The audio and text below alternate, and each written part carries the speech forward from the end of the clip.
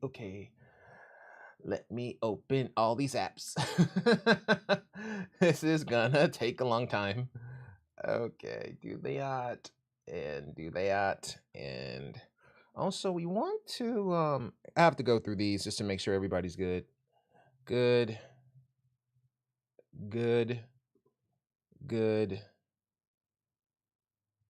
Okay. That looks good.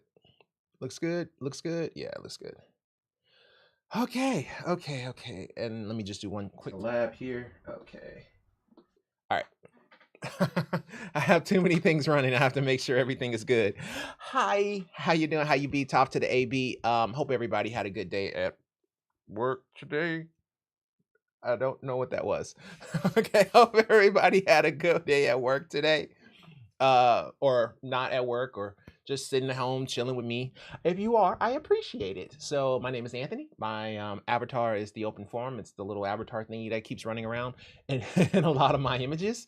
Hope everybody had a good day. This channel, this stream, what we do is we troubleshoot any type of gaming issue, tech issue, PC issue, just about anything that we can find across different operating systems, as well as teach, try to learn and troubleshoot and get better, for everyone involved, and try to help as many people as humanly possible. Because at the end of the day, my goal is to start my own charity. So I would like to do something like that where we kind of the details of I'll explain later, but that's kind of the goal. So yeah, so that's kind of what this whole channel is about. That's kind of what this whole stream is about. Thanks for your Overwatch video you made a few months back. Really helped me out. DeMarcus, hey, I'm just trying to help, baby. I'm just trying to help. I'm glad you found it useful. I appreciate it.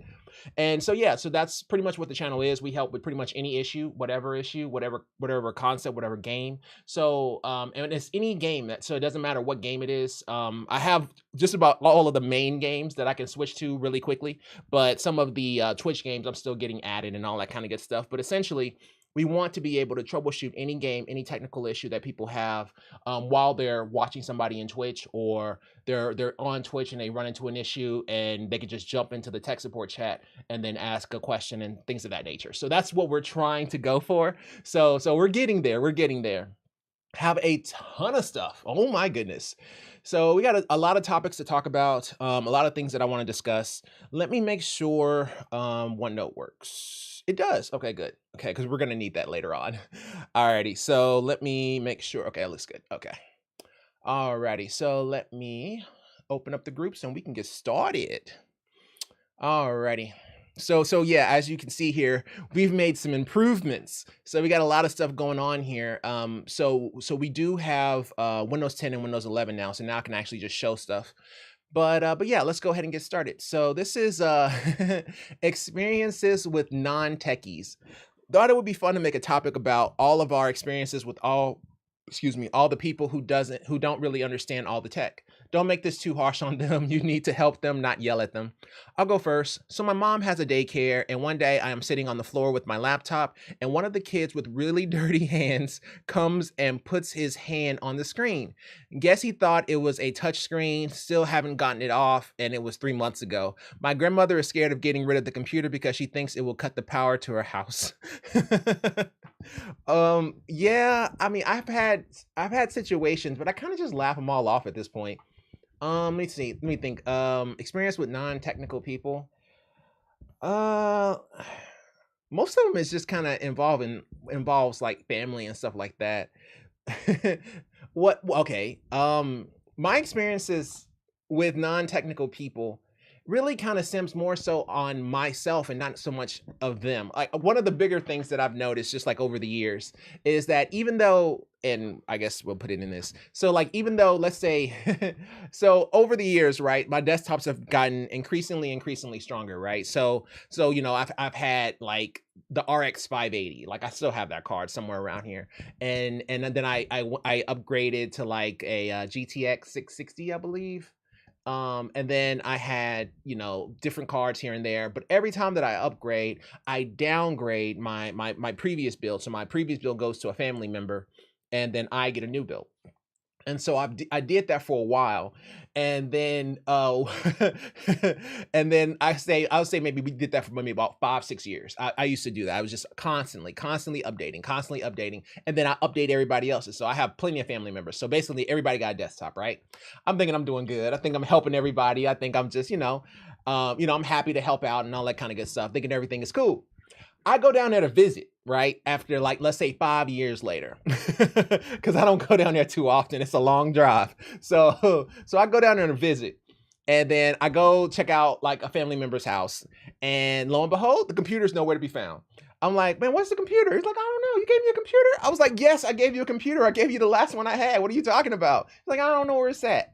And then I go to my sister's house, and well, lo and behold, the computer that I gave her isn't there. And I'm like, man, what happened to the computer? He's like, oh, we don't know where that's at. I don't know what happened. I don't know what happened to it. And I was like, okay, well, that's interesting. And then I go to my other family member's house, and I was like, hey, so what happened to that computer? And it was like, oh yeah, we don't have that. Come to find out, all the people that I gave computers to, they don't use them. But the reason why they don't use them is because they're too heavy, they're cumbersome, and they're all in one spot. But they didn't want to tell me about it. They were, they didn't feel like, because they were getting it for free, right? So they didn't really want to say anything. So nobody used it. So my mom didn't use it. My sister didn't use it. My relatives didn't use it. Nobody used the computers that I gave them. And like I'll come by and visit, and they won't be anywhere near them. But what they would be on is their cell phone or their tablet, and so on and so forth. So I just wasted all this money giving it away when I could have given it away to like the Salvation Army or something like that. And so I guess it was more so a learning lesson that just because I like something and I think that it may be a good deal, or it may have been the fastest computer in the world, but if it's only stationary and it doesn't fit their particular use case, then it's useless to them. And and that's one of those things that I had to learn. So then after that, before my mining years, but after that, I started to not buy as many components. That way I would not be building computers for no reason. So I guess that's kind of where my story kind of comes into when it comes to dealing with non-technical people, because it's not really necessarily like non-technical people you'll run across. And really, I strive to make sure that the things that I talk about and the things that we discuss in this channel have to do with helping people that are non-technical. But really, I also want to learn and get better at things that you normally wouldn't think of when you think about a non-technical person. When you think about a non-technical person, you're not even thinking about, heaviness or prettiness or what works for them in their situation or how heavy is their purse. You see what I'm saying? You don't think about those kind of situations, and they don't come to you. So I thought it would be a kind of a good learning lesson and something that I've experienced over the years. And yeah, just donating stuff, and they'll be like, yeah, we don't want this. Is it a laptop? Oh, no. Don't worry about it. Don't worry about it then. If it's not a laptop, I don't care. So let's go ahead and get back to here and get to the next one. I think my tea is almost ready, so let's get here. Let's grab this guy and get to popping. All right, just put this over here, and let's turn this fan on, and we should be able to get started here. Okay, so this is from Tom's Hardware, as you can see from the pretty description. And it says, let me make sure everybody can hear me. Yeah, everybody can hear me. Intel Core i9-13900KS review, the world's first 6 gigahertz 320 watt CPU. Oh my God. So it's 320 watts, and then the 4090 takes about 5. So man, they are definitely approaching whatever it takes to flip a breaker. That 1440 watts is getting very, very small. The fastest and most power hungry PC chip ever. Oh, it's got to be hot. Oh, it's got to be hot. 24 core Intel Core i9-13900KS Special Edition processor carries an eye-watering $699 price tag, but it has a feature that Intel feels warrants the price tag. This is the first consumer PC chip to run 6 gigahertz without overclocking. Oh my God. Extending Intel's lead over AMD's fastest Ryzen 7000 processors. However, with a whopping 250 watt base power specification, this 13th gen Raptor Lake chip is also now officially the most power-hungry desktop CPU in history. Its voracious appetite even peaks at 320 watts in a new extreme power delivery profile. Oh my God, what is going on with life right now? It's $699. It's 24 cores, 32 threads, so it's equivalent to the 13900K F, but it basically its boost. It can boost all the way up to 6 gigahertz, whereas the previous model can boost to 5.8 gigahertz. So basically, it's a little bit. Basically, it gave it more power. But this guy was already a fireball, so now this one's another fireball. So they're just making flamethrowers essentially. Okay, and then down here they're just comparing it to the Ryzen. That is a lot of power. That is a lot of power to get a one CPU. I'm guessing it probably has like multiple fan headers. I'm not fan headers, but 8 pins near the CPU, because all of the power that's on the 24 pin has to be dedicated to the CPU now. Like, it's just, I bet that thing is just, woo, that's a lot of power. So 320 plus 5 something. So we're looking at 1,000-watt power supply minimum if you're going to run this guy in a 4090. But I also just ran into an issue with virtualization and needing Intel in order to pass graphics cards to VMs, and yeah, I'm not even gonna get into it. But yes, I'm actually in the market looking for an Intel processor, but nothing like this, nothing that requires 1,000,000 watts. But still pretty interesting. All right. Ooh, all right now. Okay, now don't hurt yourself now, Noctua. Okay, let me get a little swig here.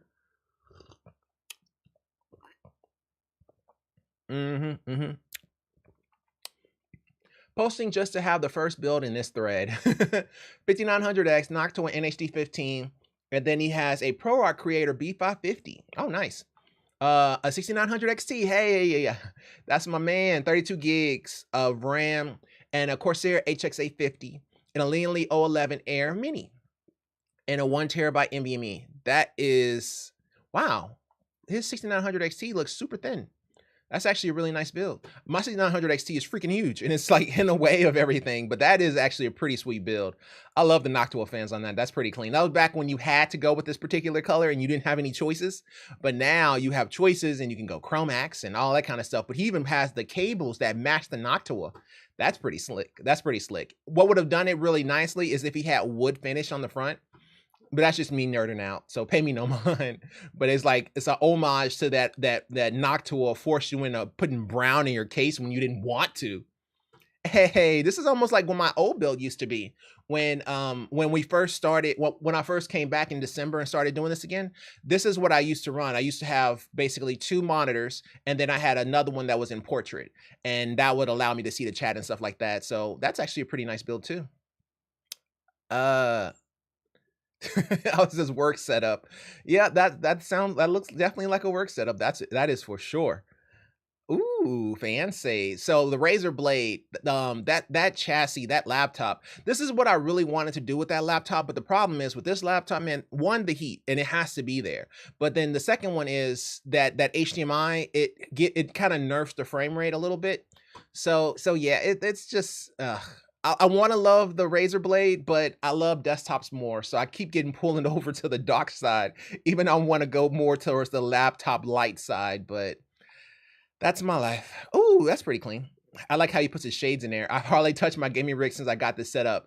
In real air with the Steam Deck. Yeah. I guess if you travel a lot, the Steam Deck really isn't that bad. I actually want to have an input for the Steam Deck because the Steam Deck is based off of a Linux, and so that we can I can show Linux as well as the Steam Deck too. So I'll probably add that as an input as well. So I want to get basically every single operating system so we can switch in and out. Oh, those fans are dirty. Okay, we'll do a couple more and then we'll stop here because I can just watch this all day. I don't even know what that is. Is that a computer? Ooh, that's clean. I like that. I like the black hole. And the keyboard is interesting. Oh yeah, the keyboard is the what is it? The Logitech G95, 945, whatever this was called. It's this one here. It's G915KL. It's the same keyboard I have literally right now.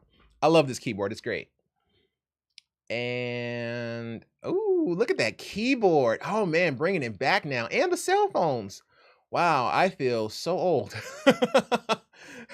I like the mixture of old and new. And the headset. Hey, got some new parts, got some old parts. I appreciate that. I appreciate your honesty. Oh, that's actually really nice. I like that. Dope build. Okay, last one. This is a nice build too. I never really liked sitting on shelves because those drawers used to hit my knees every single time. Like I could not get away from it, but that case is clean. Wow, that is a very clean build. Congratulations. That's a nice build. Okay. Let's go ahead and get started here. Get started on helping people. Okay, let's make sure my stream is good. Yes, make sure everybody can hear me. Yes. Okay, that looks good. Alrighty, here, let's go ahead and get started. Let's make sure this is okay. Yeah, it looks fine. Okay. My text cursor keeps showing up where you can't type. It shows up where it's not supposed to be. How do you fix this? I would be scrolling Reddit and it would show up if I accidentally click on something where it has no effect if you click or type. I'm on Windows and don't know how to screenshot. Sorry for the bad explanation. It's cool. We get what you're saying. So a lot of times this happens because the mouse is wireless and doesn't have a good signal. And they said I plugged it into the front port and got notifications saying they were setting it up. A second later, it was done and tested it out and it didn't work. Thanks anyways, not a big issue. It's a wired mouse. What? I'm not done with you yet. Okay, if you did not work, if that did not work, then you may have a hardware issue on the mouse. I would try to make sure the software is up to date. Also make sure nothing is interfering with the laser on the bottom like debris or cat hair. He said, I'll check for debris. I do have a cat, so it's likely. Thanks again. Hey, I'm glad that hopefully helped. Yeah, a lot of times when people have their mouse that's not syncing up properly with the screen, a lot of it has to do with wireless signal connectivity as well as anything that is blocking the actual laser of the mouse itself. That's usually what I notice the most. As soon as you start seeing cat hair and dander and stuff like that on your desk, and you see it on your keyboard, there's a pretty good chance that that hole in the bottom of your mouse probably also has some too. Because you got to think about it. If a cat lays on your table, right? That means that it's going to be all over your mouse pad. And if your mouse goes over your mouse pad, as it normally does, it will eventually start picking up some of that dander. So yeah, so eventually it can start creating issues there with that laser. Alrighty, so we're just going to go to the next one here. RTX 4080 Founders Edition paint mod. Ooh, look at that. With an ARM 750. And the blue cables, the Corsair blue cables. I still have my white cables from my my mining rig I need to take out. I'm just too lazy to do it. But that's a pretty good build. I would love to have a build that is sitting on a wall. That is so clean. Oh, that is so clean. And it's quiet. And on top of that, you don't have to worry about like air or anything like that getting in the way. Plus, there's no kids. The only thing is you have to worry about is pets jumping on it. But I would love to have something that's, you know what? How many rigs are there that are mounted on walls? Like I would kill to have a rig that can mount on a wall. Like that would be pretty clean. But now, of course, you can't move it anywhere, but why would you want to? But then, there's no point in having ITX builds or anything like that because you can essentially just put on a wall and like if I had like a house or something, I would want something like that because that would be pretty clean because it'll get all the airflow that it wants. It's no longer on the ground. Now, it can pick up some dust and dander here and there, but you can just blow them out whenever, it's done. And like you can just power it off and just blow it off and it'll be fine. Yeah, that is sick. I now want this. Never thought of mounting my desktop on a wall until now. LOL. Yeah, that is clean. I totally want that. That's gonna be so sick. If you had a full build like that. The only thing is, you don't have anything to help out with those fans. So if there is any kind of cold wine there, you're gonna have a problem. But as long as there's no cold wine, man, I don't see why you wouldn't do something like this. Especially like if you wanted to have like this right here, it has enough room for a 360 millimeter radiator, and you can basically do a whole liquid cooling setup with this. Like that is, ooh, Lord, that's pretty clean. It's gonna be heavy to remove off that wall, but it's clean. Alrighty, so this is going to be a malware issue. Issue with MSFT Connect test. Okay. Hi all. So I was gaming away when I noticed in my secondary monitor the website msftcontest.com kept opening up. Please don't go there. Opening up as well as MSN without my input. I searched this up and apparently MSFT Connect is a normal Microsoft thing checking connections when on public networks or using captive portal. This is my home network. There is no captive portal. Also, I was fully connected to the internet the whole time these URLs were opening up, not using VPN at the time. My question is it possible that this was malicious? If so, what should I do? Also, I was able to get it to stop after a factory reset of the router. Okay. Okay. That's interesting. You needed a reset of the router to fix this.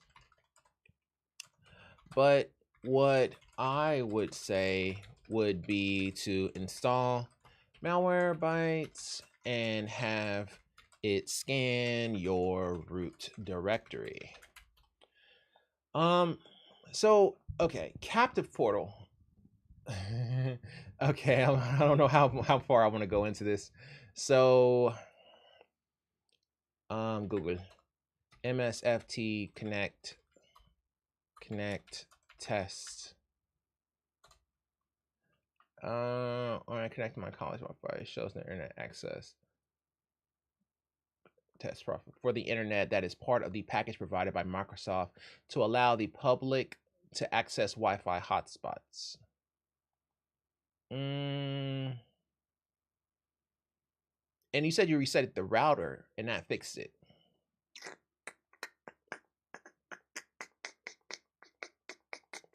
Performed a test to choose the best network. A browser hijacker program that has earned the name due to the changes that is capable of enforcing in your browser. Oh, okay. So it looks like it may be a browser redirect, and when he rebooted it, the router itself may have updated, and now it started to block that traffic. Okay, so let's do it that way. Have it scan your root directory. It seems like there is a possibility there may have been some browser redirects happening to the site that has since been blocked upon rebooting your router. Yeah.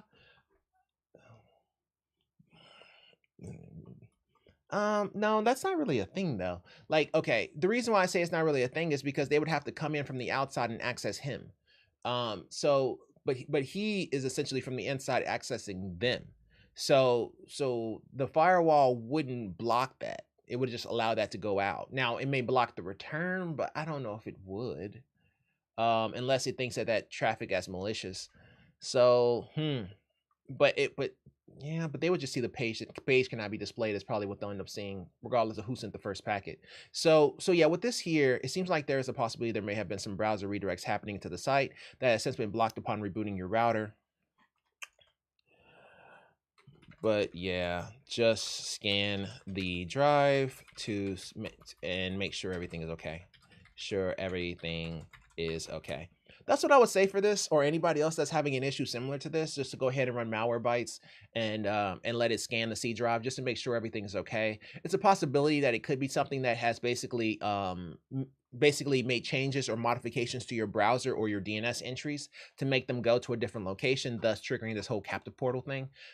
So yeah, it's a possibility that it could be like a malware or something like that. But the best way to find out is by running Malwarebytes and finding out if that fixes the issue. So yeah, I don't know for sure. Like when you say the router is what caused the issue, I'm not 100% sure on that one. It seems like more of a PC thing than a router thing. Because if it was a router thing, then it's a possibility that other people could have had the problem too. You know what I mean? So yeah, I don't think that other people that is on your home network could have had the problem. So yeah, I don't necessarily think that it's going to be the router on this one. But if you said that's what fixed it, then there's a high possibility that probably fixed it. So that's my 2 cents, and I'll just leave it alone. I'm facing the same solution and literally started like 1 to 2 hours ago. I just disabled a registry entry. Solution 1 here. Hope solves the issue. Well, you're in luck. There's a possibility. What I would say would be, okay, so we'll just copy this and give it to him and make sure that we get him taken care of too. 2 for 1. Did not see that coming. And have it scan your root directory. Yeah, that's what I would say for both of them. So he's having the issue here, and basically he went to his registry, redirect error in Windows 10. Okay, so he disabled the connection test. So basically, this is exactly what I was saying, that it's not a router issue. It seems more like a PC issue. HTTPS protocol, or I'm sorry, HTTPS configuration, and then reset the Internet Explorer settings, Internet options, and reset. So yeah, basically there's some redirects happening on the browser. So yeah, so I would still stand by exactly what I said. So basically you can do all these steps here that are outlined for this, because this is how to fix. Okay, yeah. So you can go through all these. I'm not really against any of these. Regedit to try to remove something, or changing the configuration for the HTTP and HTTPS protocol, as well as the Internet Explorer Internet options, and then reset Internet Explorer settings if you're using Internet Explorer. I don't know too many people that are still using Internet Explorer, but whatever. But yeah, I would actually just run Malwarebytes and see if that actually does anything. And I'll stick by that. Let's see what he says. And let's see what he says. Reply. Oh, no, not reply. Edit. You can just message me if you still have issues after installing. Thanks. No, not thanks. Just thanks. After installing. I want to do like a thumbs up, but I don't know what the icon is for it, so we'll leave it alone. Okay, 2 for 1. Did not see that coming. I'll take it though. Okay. What is going on? That's so weird. Okay, give me 1 second here. Let me check and make sure everything is cool. Y'all can hear me, right? Yeah, you can hear me.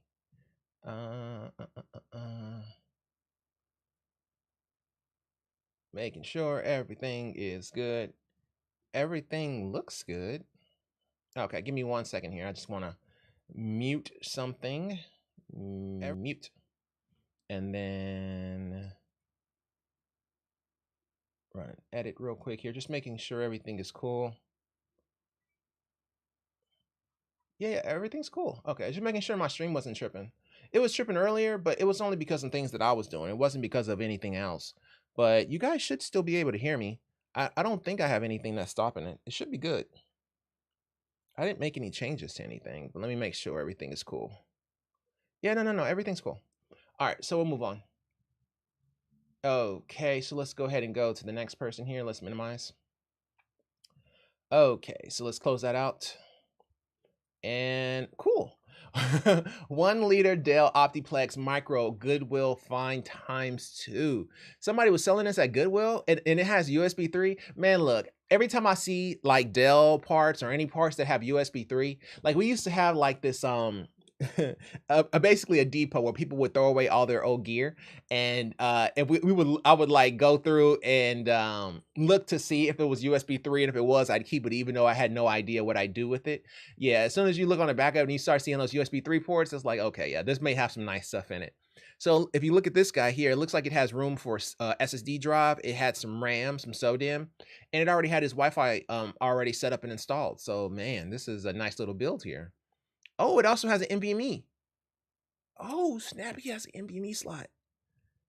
Wow. Okay, well, okay, I'm not sure what speed that's at, but still, that's pretty sick. You can upgrade the crap out of this guy. That is awesome. That's the best Goodwill find I've ever seen. That has to be the best Goodwill find I've ever seen. That's clean, man. That's a heck of a find. And like that's how most people do, like when they start looking at like gear and stuff like that, they look to see if if they have those blue USB 3 ports, and they kind of just go from there. Because once it has those USB 3 ports, hey, you don't know what's in it. Go ahead and pick that bad boy up. You can never be sure what's in that guy. Amazing, well scored. Yeah, this is sick. This is sick. All right, let's go ahead and go to the next one here. Is this back and forth that we had here? Oh, no. So this is a networking issue. 1/4 speed before resetting the switch. Okay, let me go ahead and drink here. All right, okay. I've had an ongoing issue for a while now with my home network. Basically, my internet speed is always 1/4 of its max on wired. However, if I unplug my switch and reconnect, I get my full speed. Okay. However, I unplug my switch and reconnect, I get my full speed. I do not have a background in networking. However, I have set up a small SOHO network, so small office, home office, and PoE camera systems. So yeah. So what I would do for this, if your modem and router are separate, then your next step would be to bypass the router entirely and plug the modem into the PC to see if that makes a difference. Now, the modem will need to be rebooted, but the IP you will pull will be public. Does this resolve your issue? The modem is built into the router, unfortunately. Started to suspect cable may be damaged and dropping signal over time. Yep. That's all that's left. That's it. So, and I'll explain. So basically, we'll go over what he was gonna say. I'm sorry, I didn't mean to break it, but I didn't want to go over it because it was kind of long. But we'll go ahead and finish it up. So I initially made a 20 meter Cat5e cable that runs direct from my router. that runs direct from my router into an Ethernet socket I installed in my bedroom. Then from socket into a small unmanaged switch. My PC has a 1 gig mini PCIe network card which handles the connection from the switch. Here's what I tried so far. He re-terminated the RJ45 clips, and he also changed it from, wasn't unsure if it needed to be crossover cable before it entered into switch or PC. A crossover cable is basically when the cables of the actual Cat5e cable are crossed.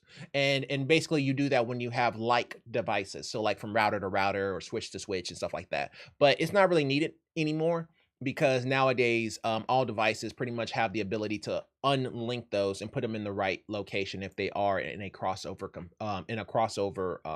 setup.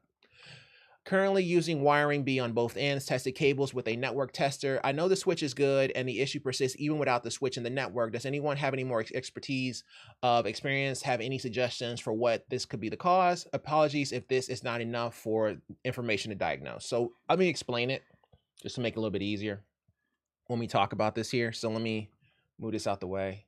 All right, bet. So if we go, oh, sorry, pad is closed. There we go. Oops, sorry. Stuff is in the way. Stuff is in the way. Okay, there we go. So if we have essentially his computer and go like that and like that and like that and like that. All right, so he has basically a 20-meter cable going into a jack, which on the other side of that cable is a switch. So this is a switch that can handle multiple devices. And then that is going into a modem router. Okay, so basically we'll just say like that. And then I don't know what the signal is for router or modem. We'll just say like that. There we go. So it's going into a modem router. Okay, so essentially they have their laptop wired going into it. Okay, so this cable here is 20 meters. Okay, so what we said to this one here is we said to go ahead and bypass this guy and plug directly into the modem router. So essentially, I didn't know that this was a modem router. I thought that this was just a router because the way he was talking about it, he never mentioned the modem. So I thought that this was just a router and he had a modem. So I thought he had a switch, a router, and a modem. But so I was saying, hey, just go ahead and bypass and plug into the modem. But he doesn't have that. He has an all-in-one device. But essentially by bypassing, you eliminate the issue of being the actual cable itself. That's what we were actually trying to do. And we were trying to eliminate the switch as well. So we basically just killed everything that could be causing the problem and hook up somewhere else. And basically all we would have to do was just move this device over here and plug it directly into the router or modem router or router modem, whatever you want to call it. So that's what he originally said. But then he said that this is an all-in-one device. So this is a modem and a router. So because this is a modem and router, then we can't actually do this. Well, we could, but it doesn't prove too much. All it really means now is that we have a cable issue. So we just have a cable issue and there's nothing that you can do about it. That as far as diagnosing goes, it doesn't appear like it's going to be a switch issue, because if he basically bypassed and hooked directly into the modem router and everything was fine, then he said he also tried to replace the switch before. So the only thing that's left is this 20-meter cable. So that's kind of what he's talking about. He's basically saying, hey, I already tried to bypass the switch. I already hooked directly into the modem router and I still have the issue. So it's the cable. So that's what he was basically saying from there. Okay. So let's do this here. We terminated the RJ45 clips. Yeah. So, yep, that's all that's left. So we're done on that guy. So I hope that helped him. And yeah, I think he's pretty much done. But that 20-meter cable seems to be more trouble than it's worth. Okay. Surface. Hey, we haven't had a Surface issue in a while. Well, no, we did. We had that guy who had the first Surface, like the original Surface. That was like, what was that, like a week ago? That was interesting. All right, Ethan, let's do this. All right, so this is from Ethan9119. Ethan writes, customer bought me a Surface Pro 6 with B-SOD, blue screen of death, and I'm unable to boot it from a USB. TLDR, I appreciate it. Surface Pro 6 has BSOD and will not let me boot from USB no matter what I try. I already know the issue. This customer calls me and says his Surface Pro 6 that got a BSOD and he needs Windows to be reimaged on it. Simple enough. First off, his main drive is BitLocked. Ooh. So BitLocker, once it's BitLocked, it's encrypted. So you have to put in passwords in order to get it unlocked. And then once you get it unlocked, then you got to boot it. But if any other changes happen to it, then it locks again. BitLocker sucks whenever it comes to troubleshooting an issue.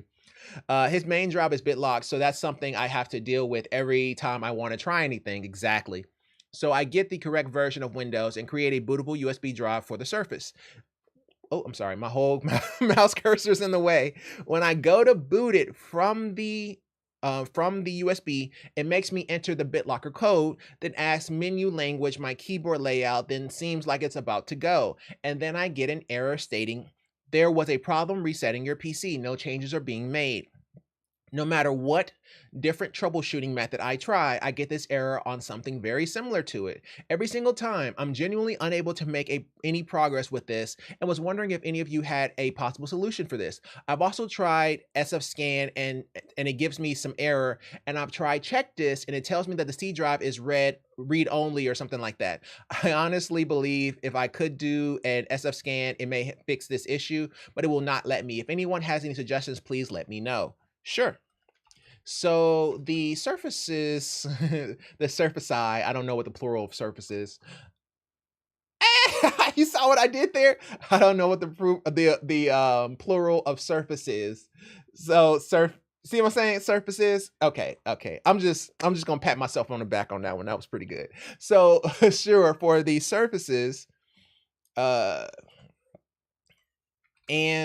any tablet for that matter, the USB ports tend to degrade quicker than the other components as they are getting used daily. So with this one, I would recommend to either, this is going to be kind of cool, hook the USB to hook the Surface to a powered USB hub and try the thumb drive from there, or B, the Surface models have an adapter that also has a USB port on it. Let me make sure of that. I'm pretty sure the Surface adapter with USB port. Images. It doesn't go, yeah, this. Yeah, this right here. So yeah, see that USB port right there? Use that is what I was trying to remember. Yeah, that right there. I'll just link this. That way he gets an idea. Close that out. All right, so network issue. We were talking about the Surface. Okay, the Surface models have an adapter that also has a USB port on it.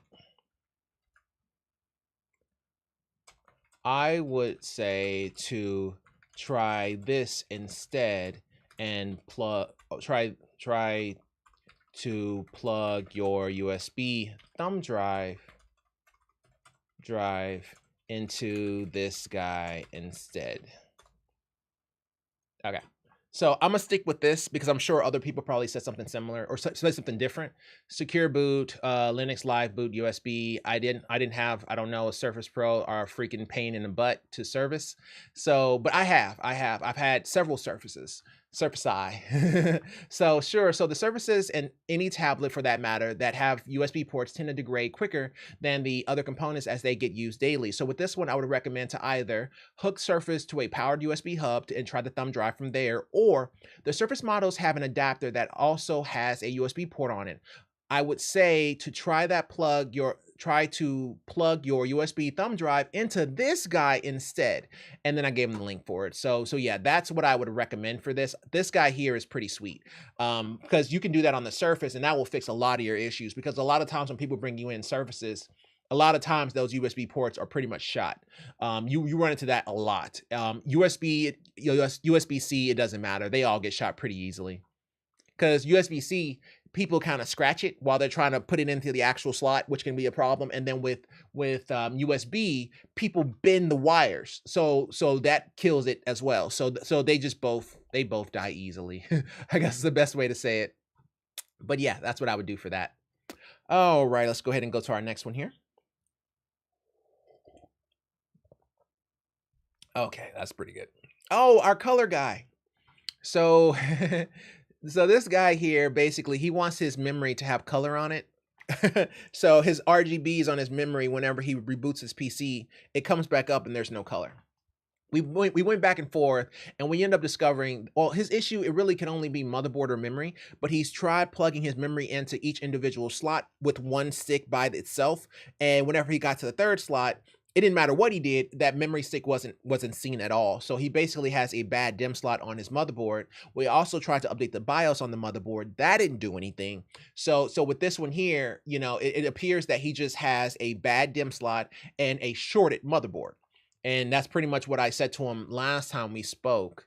And we kind of been going back and forth about it. And I said, well, we are talking about color, so I don't think there's much hurry here. Just get some LED strips and call it a day, LOL. But yeah, motherboard short. I don't know, man. If the PSU is off and then on again, the LED RAM is working fine. And because of the motherboard, LED I can't shut down. I always plug the computer off and everything works. Looks more like a software thing to me. I am just bothered that I have to do fixes for a completely new setup. I can send the motherboard back until the 31st of January, so you think it'll fix it if I buy the same motherboard again? Should be one of the better B550s. Well, if you return it, well,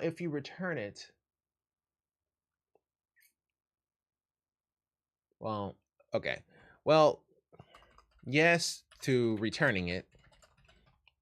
Yes to returning it. What worries me is you said when going into one of the DIMM slots, it didn't work at all.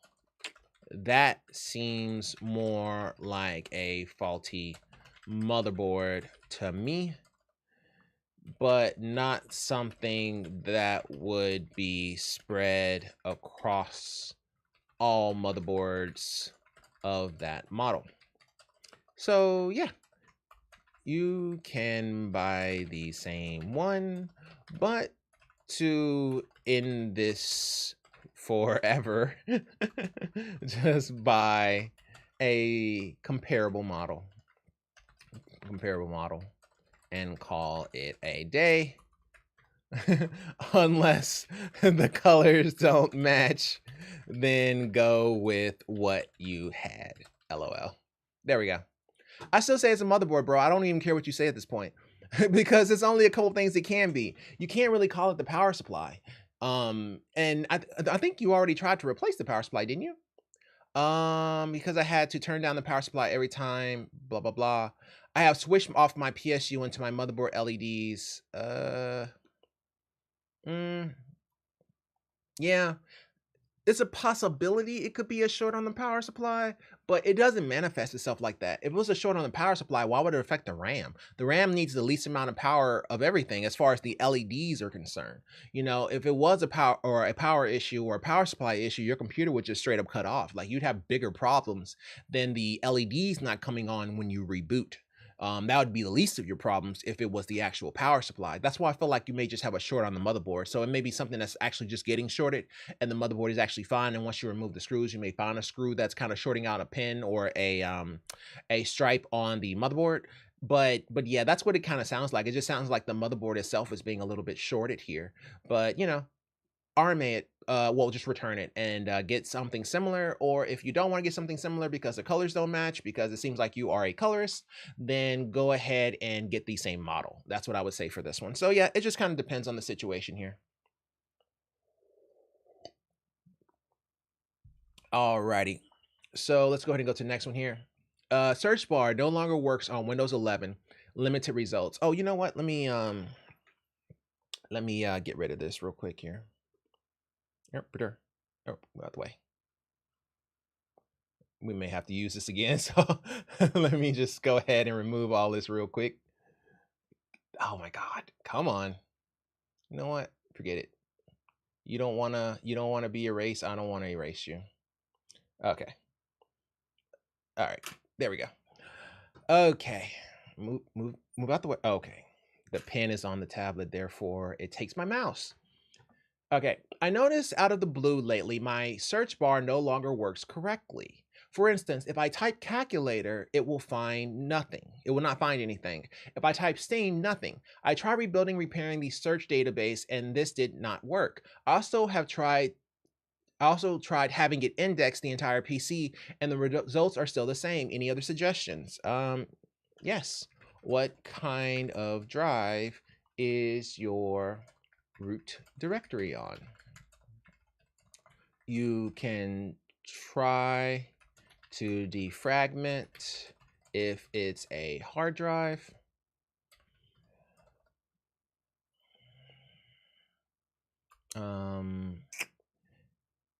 Well, here, we'll just leave it at that.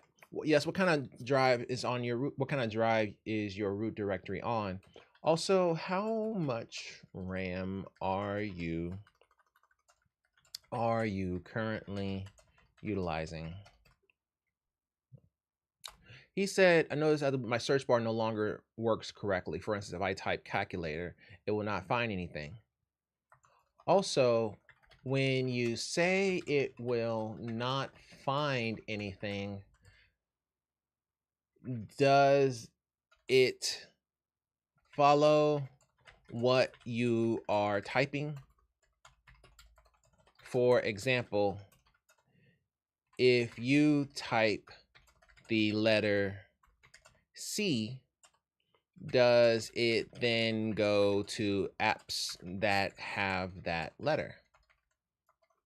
So I'm trying to see if it's actually following him or if it completely goes to white as soon as he starts to type, because that lets me know a few things. That lets me know, one, it's not even able to parse the drive at all, versus it's able to parse the drive, but it's just not able to actually find the location. You see what I'm saying? So it's not that it's not trying, it's that it's unable to find it. So that's what I'm thinking. But also, this one here is a fair one to say, go ahead and try to install Windows updates. Also, I would say to go ahead and install Windows updates just in case that is solved in a patch. It's very rare that we recommend that. But yeah, in this case here, go ahead and install Windows updates just in case, because something like that, it's a possibility. So generally when you run into that issue, it usually means that the files that you're trying to parse, like it's full, or the disk is full, or something along those. Also, is the disk full? All right. Or drive full, whatever you want to call it.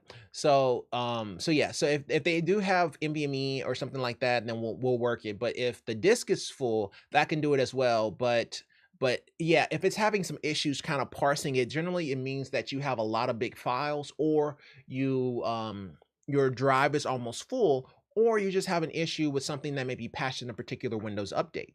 So that's what I would say for these three things. Now, it could be it's also possible that it could be a low amount of memory, so it's not able to actually load that into RAM. So that's a possibility, hence why I'm asking for RAM. But those are really the only four things that it can be. You just kind of alternate between them depending on what he says.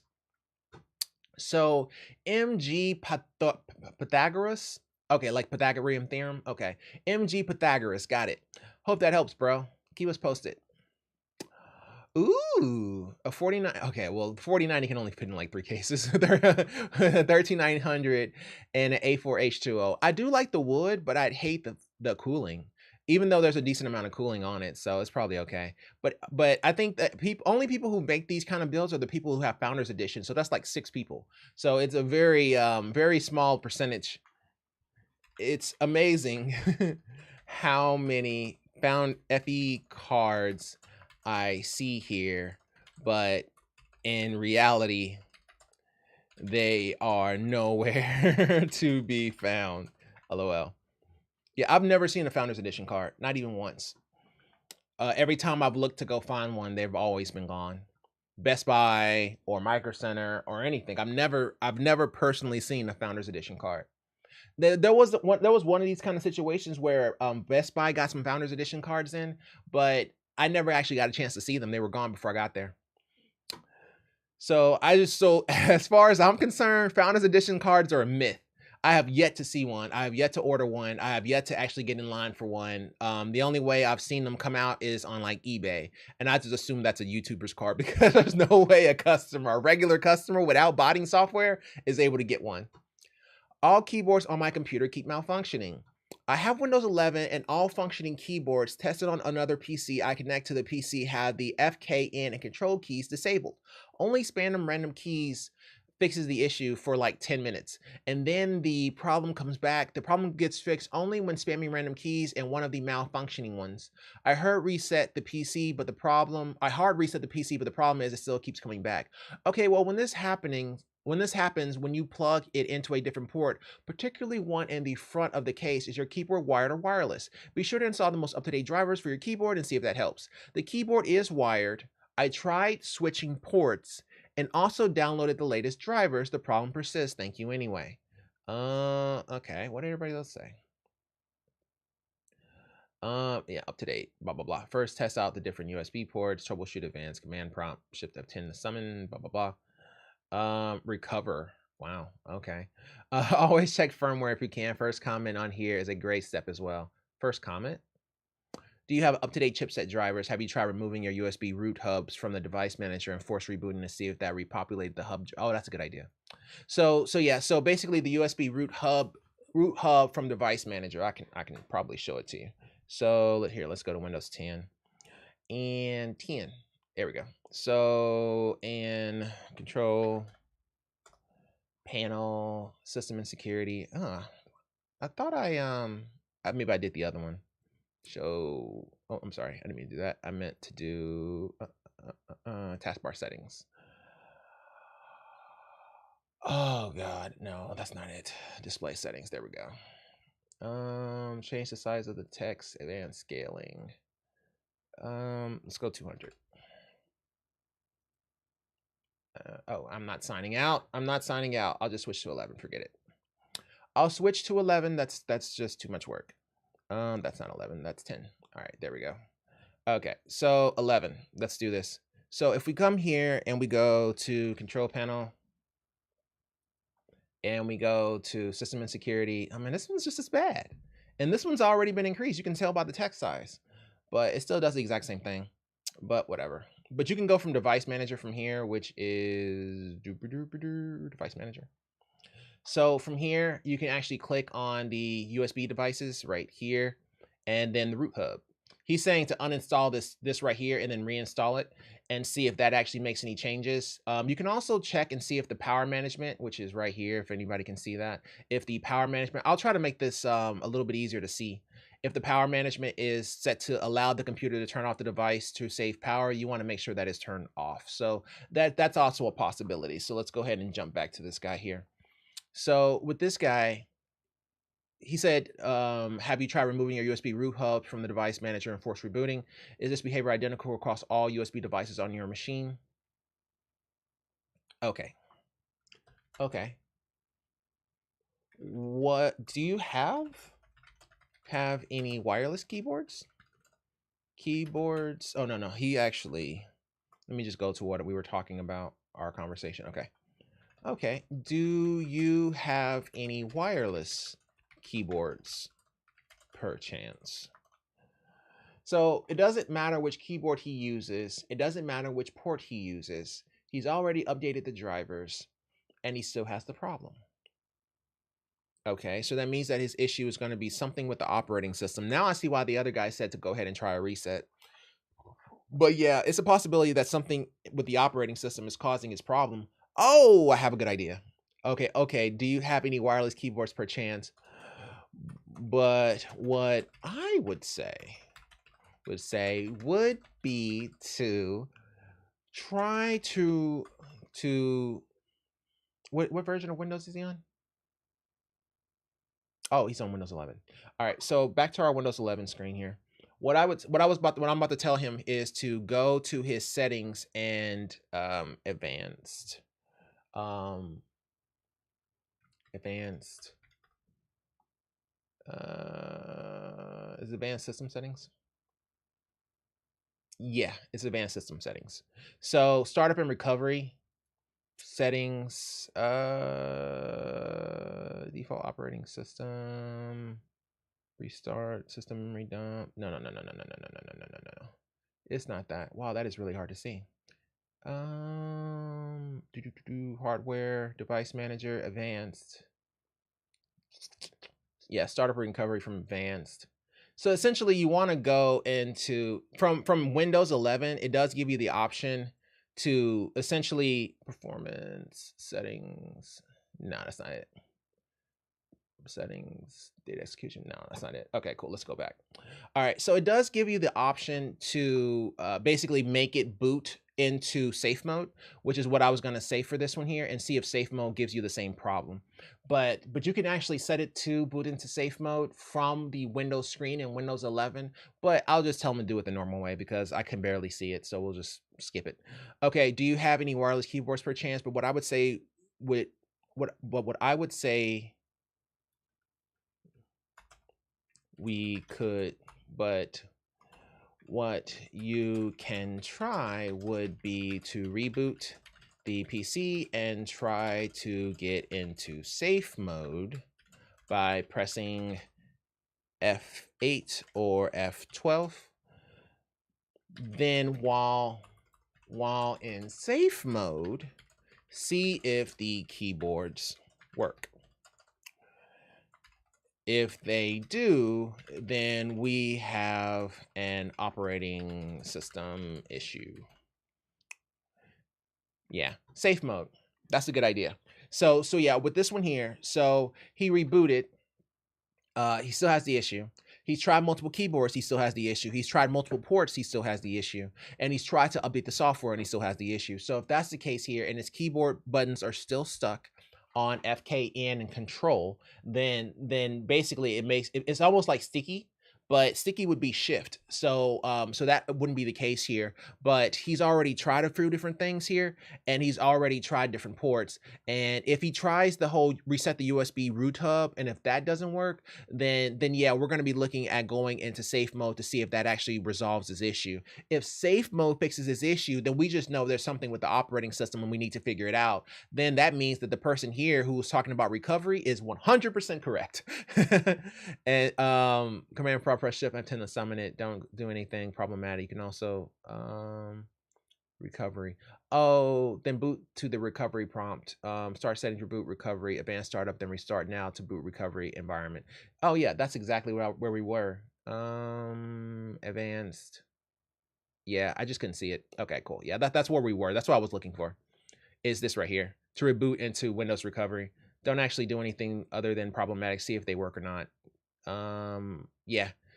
Okay, so he was trying to say safe mode, but I just saw this part right here, but I thought he was trying to say something else. I thought he was trying to say refresh. So basically going into it and hitting refresh and restoring to a previous point. That's what I thought he was talking about, but he's actually talking about safe mode, which is what I just recommended. So that was stupid. But yeah, I don't think that he knew that he was talking about safe mode. I think he was just trying to get him into recovery and then trying to see if it works in recovery, because recovery, you have the option of using the keyboard in recovery, but I'm not even talking about recovery. I'm talking about safe mode. So like if you reboot it and it gives you the option to choose between those 6 options, one being continue to Windows, you can use the keyboard there too.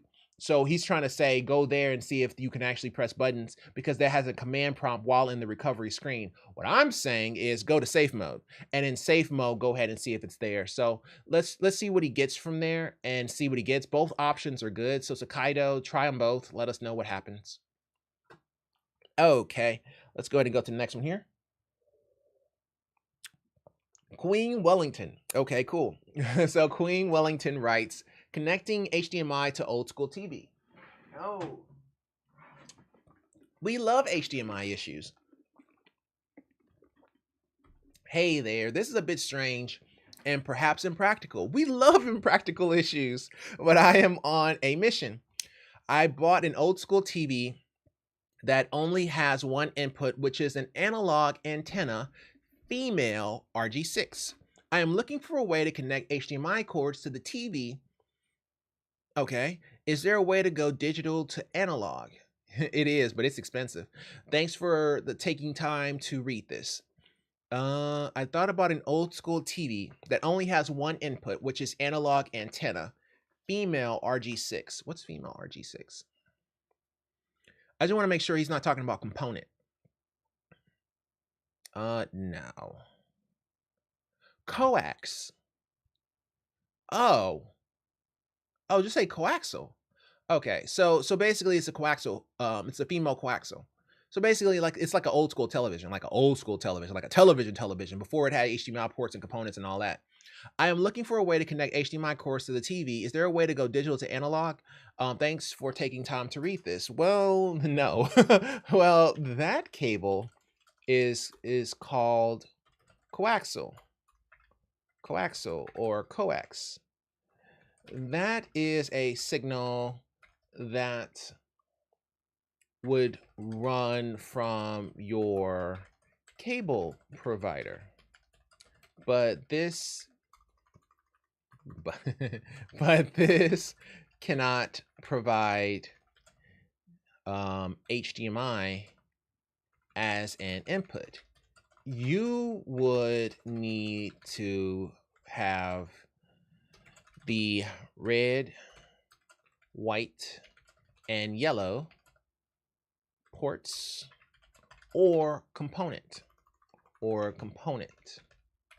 in order, or component or VGA in order to transfer to HDMI.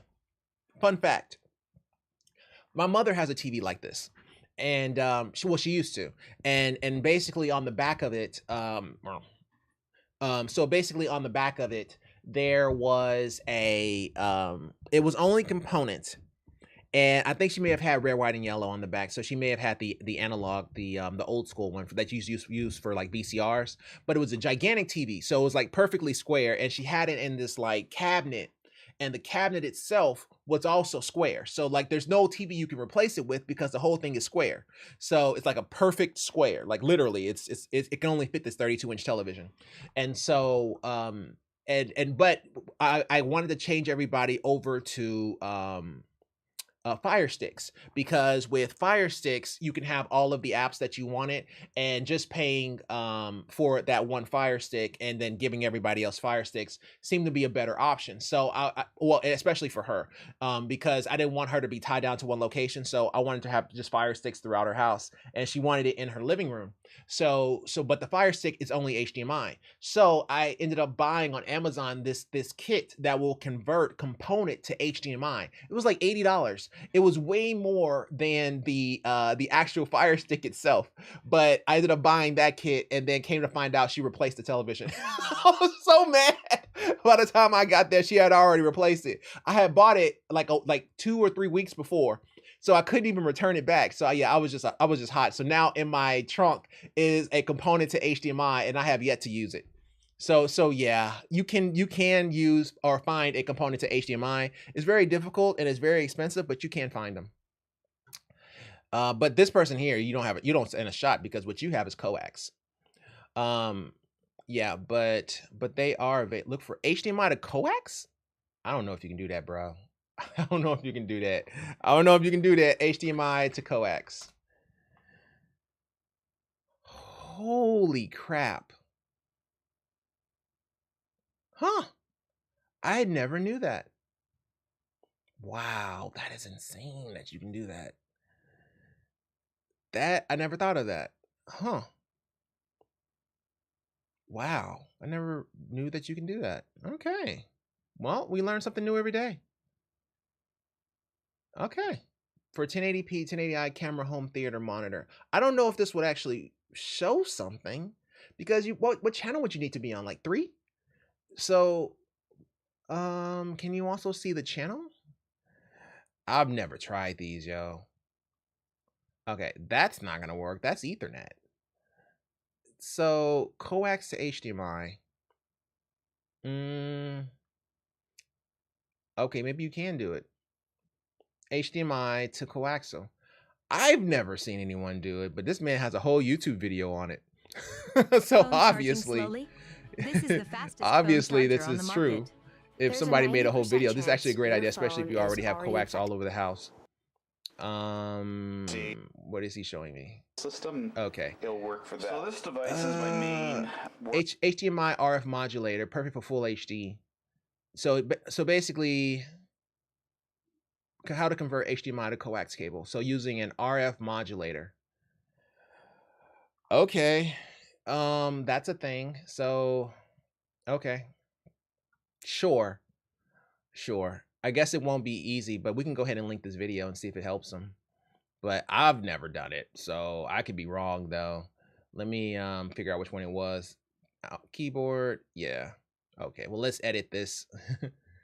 You would need to have red, white, and yellow component to transfer to HDMI.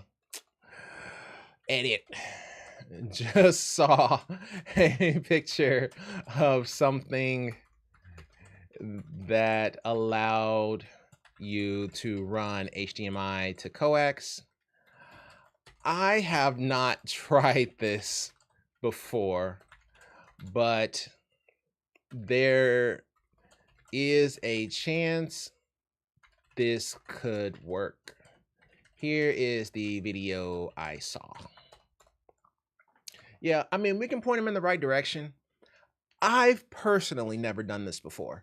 I've never tried to turn a coax into an HDMI because when coax was coax, nobody had HDMI and nobody cared. So because of that, once the TV started to evolve, they kept coax but had HDMI. I used to have this television. It was a 42-inch Westinghouse, but it wasn't a television. It was a monitor. But it was huge. It was like a platform screen and it was like 100 pounds. So it was gigantic, but it was 42 inches, right? But it was a monitor. So on the back of it, it had like HDMI, like one HDMI port, and it had like component.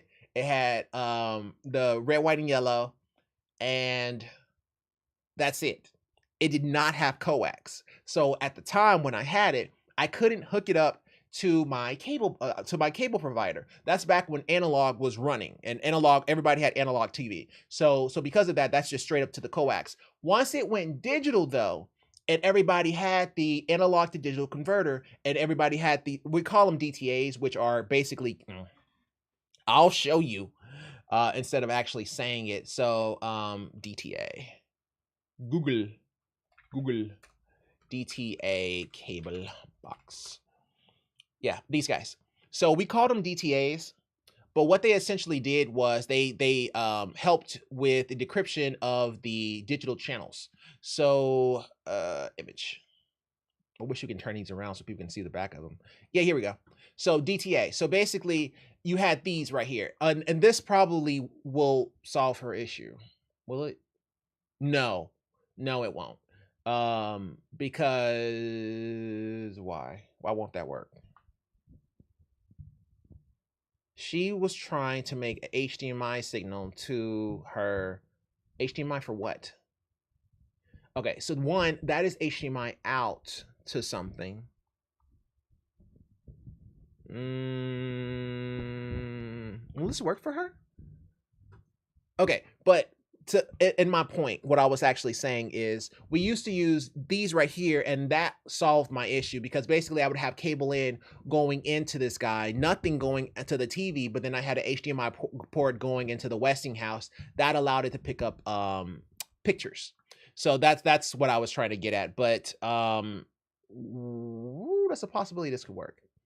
So let me actually go back to there.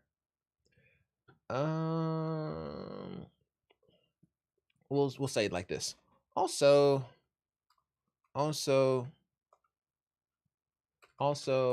I am not sure what you need the HDMI for, but we used to have these devices called DTAs. They are free from your cable provider, provided you have cable with them. They have coax in and out in the back, as well as a HDMI out to something. HDMI out port. Not sure what you are trying to connect, but this may work for your situation depending on what you are trying to do. So it's worth a shot, plus it's free. So yeah, I'll go ahead and add that too. I don't know if it'll work. I'm just trying to remember, man. It was so long ago because I've only set up, like, I've sold and helped people configure them remotely, but I've only set up like 3 in my whole life. So, and 9 times out of 10, I just went coax in and then to an HDMI port on the television. And so this person here has a coax port on their television, but they're trying to turn the coax into HDMI. I don't know if you go coax in to coax out and then an HDMI on the back of that guy to another television. Maybe that's what they're trying to do. I don't know. So it's better to just let them know that they can basically get what's called a DTA and see if that will help them with their situation, because it does have an HDMI port on the back. So we'll just go with that and we'll leave it alone. But this guy really had it. I didn't even know that. I didn't even know that was a thing. But yeah, if they want to turn it into a thing, they can, I guess. That's one way to look at it. But we'll see what they say, because that's some good closure, because that's kind of an older issue that I do want to have closure to. I've never actually tried that HDMI port with the coax and see if it actually works. So I don't know what extent these DTAs work. So that would be something that we probably should want, because if somebody else asks for this, you know, as the years progress, probably less and less people, it's still good to know how to troubleshoot this. Ooh, so this is from I'm working on a PC game where you automate space stations and move them across a procedurally generated voxel universe. It has now free demo. Oh, okay. Well, it has a play button. I mean, if you say so. I mean, I wouldn't mind. Sure. All right, let's see what you got.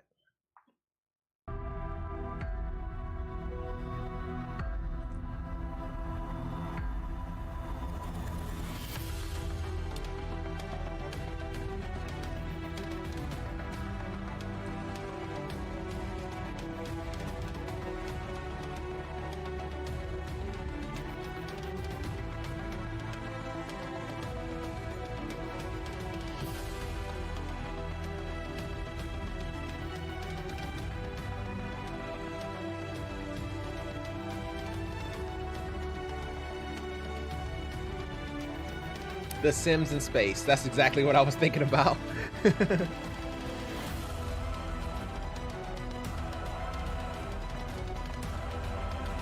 Oh my.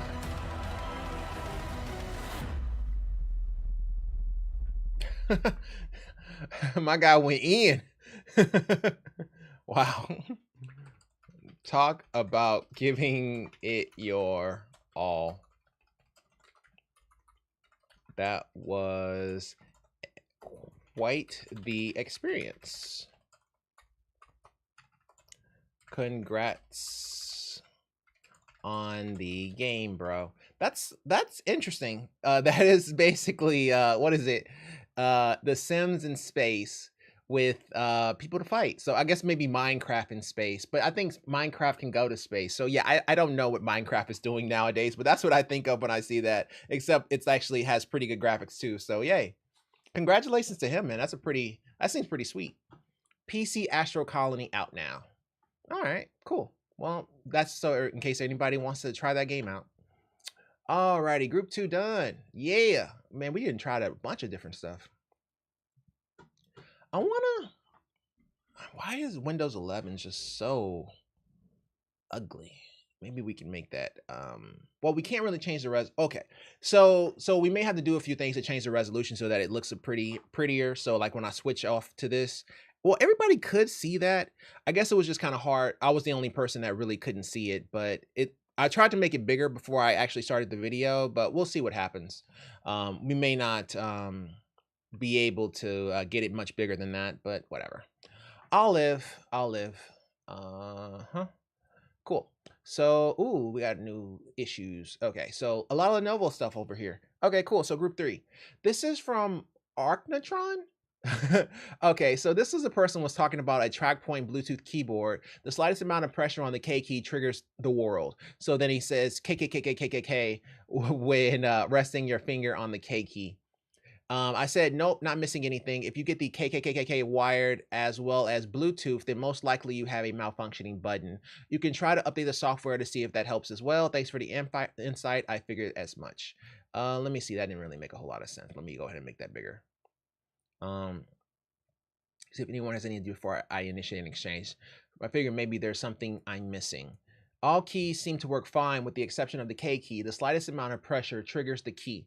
And it doesn't even need to be depressed. Resting a finger on the key, the K key, with the pressure of a feather will produce KKKKK. Yeah. So yeah, if it's doing that when on Bluetooth, then yeah, I would say, and it's only the K key that's giving you that problem. Yeah, I would say that maybe that button is a little stuck or having some issues. So yeah, I would go ahead and RMA. So yeah, cool. So Archnatron, man, I hope that helps. It looks like he's pretty satisfied with our answer, so I will take that as a W. Okay, this is a new issue, and it's a networking issue. So let's see what we got here. This looks pretty long. Okay, it says parts of internet connection bug out randomly for long periods, but connection still mostly works. Okay, cool. So I'm in the US on a Spectrum cable connection, cable modem router, Ethernet to PC. Hey, good looking out. I appreciate you telling me everything that you have set up. Wi-Fi to other devices. The connection worked great until about 2 weeks ago when random applications that need the network started having trouble connecting. This includes games, TeamSpeak, and Discord. My Roku has trouble at times loading YouTube as well. I haven't done an exhaustive study of what works and doesn't on which devices. I only get to use the internet when I'm not working, so the troubles I've seen have only occurred between 5 p.m. and 11 p.m. On some days, it'll be just fine for a few hours. In fact, I had a tech scheduled to show up, but since the connection started working fine after about 30 minutes before he arrived, I canceled it. I rescheduled, then the connection worked fine for a few days, but I had him showing up anyway. You don't want to do that because they can charge you a trip charge. That's like $50. He said everything was fine, although I was at work. There was someone else at home with the no tech knowledge. Oh yeah, connection worked fine for a couple of days and now it's wonky again. I can do things like browse the net fine for the most part on my hardwired PC, but trying to play online games like War and Thunder and Dark Tide don't work. I forwarded the relevant ports to the router to no avail. My next step to fix this would be calling Spectrum again, but I have to be at home, be experiencing the issue during that period, and for them to be of any help. Furthermore, it could be something other than the network connection at issue, but I have no idea what. I'll try reinstalling Windows if you guys can help me out here with anything. Oh God, no, don't do that. No, don't do that, LOL. And by that, I literally mean everything you were about to do. Spectrum may charge you a trip fee if nothing Nothing is found to be the issue. And wiping the computer for a network issue seems a bit heavy-handed. All right, so let's look at this issue, right? Okay, after we told him to stop everything. Okay. So I can do things like browse the net, find. Now, what's interesting is he said, but I have no idea what. Okay, so he said that he had a wired connection. I can do things like browse the net, find for the most part on my hardwired PC, but trying to play online games like War and Thunder and Dark Tide don't work. So he has his, but okay, so he basically has his modem going into his router, cable modem going into the router, and then the router connecting to his PC. So with this one here, I would say what he's going to want to do is bypass the router and connect directly up into the modem. So with this one here, with the hardwired, because he used the word hardwired, I'm not making it up. So you don't want to use words that they're not using. So he used the word hardwired, so that's exactly what we're going with. So with this one here, with the hardwired cable, we want to bypass your router and hook up directly into the modem. I'll explain this entire thing here in 1 second. Hook up directly into the modem.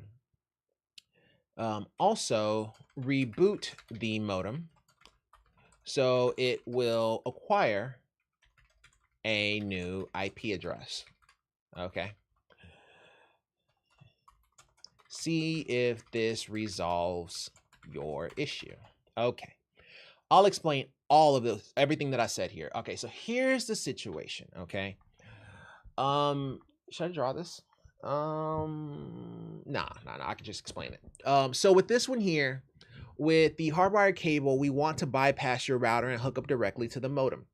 Also reboot the modem so it will require a new IP address. Okay, so the whole thing with rebooting modems. So when you bypass a router, so you have to understand. So the modem has given the IP address, the public IP address that it has gotten from the internet service provider. It got it from a pool of IP addresses, and it has given that information to the router, and the router now has that IP address. Okay, so basically the modem still has a connection to the router. So when you bypass it by connecting your computer into the modem and basically bypassing the router entirely, what you're actually doing is you're trying to acquire the IP address that it just gave to the router. So sometimes it has problems with you trying to pull that IP address, because you have to understand this IP address is not static, meaning that you're going to ARP and request that information. And ARP is like a broadcast. And in this one here, it is a DHCP query. So basically you're asking for an IP address. But the modem sometimes has problems responding to you asking for an IP address. Okay. Maybe I should show this. Okay. So with this one here, if we are, why you keep going to sleep on me, man? Stop going to sleep on me, man. Okay, cool. Yeah, so if we have a modem here, okay, so we say a modem, okay, and we put a big M on it, so we all know it's a modem, and then we have a PC over here, right? Okay, and go like that. And like that. Okay, cool. That's our PC.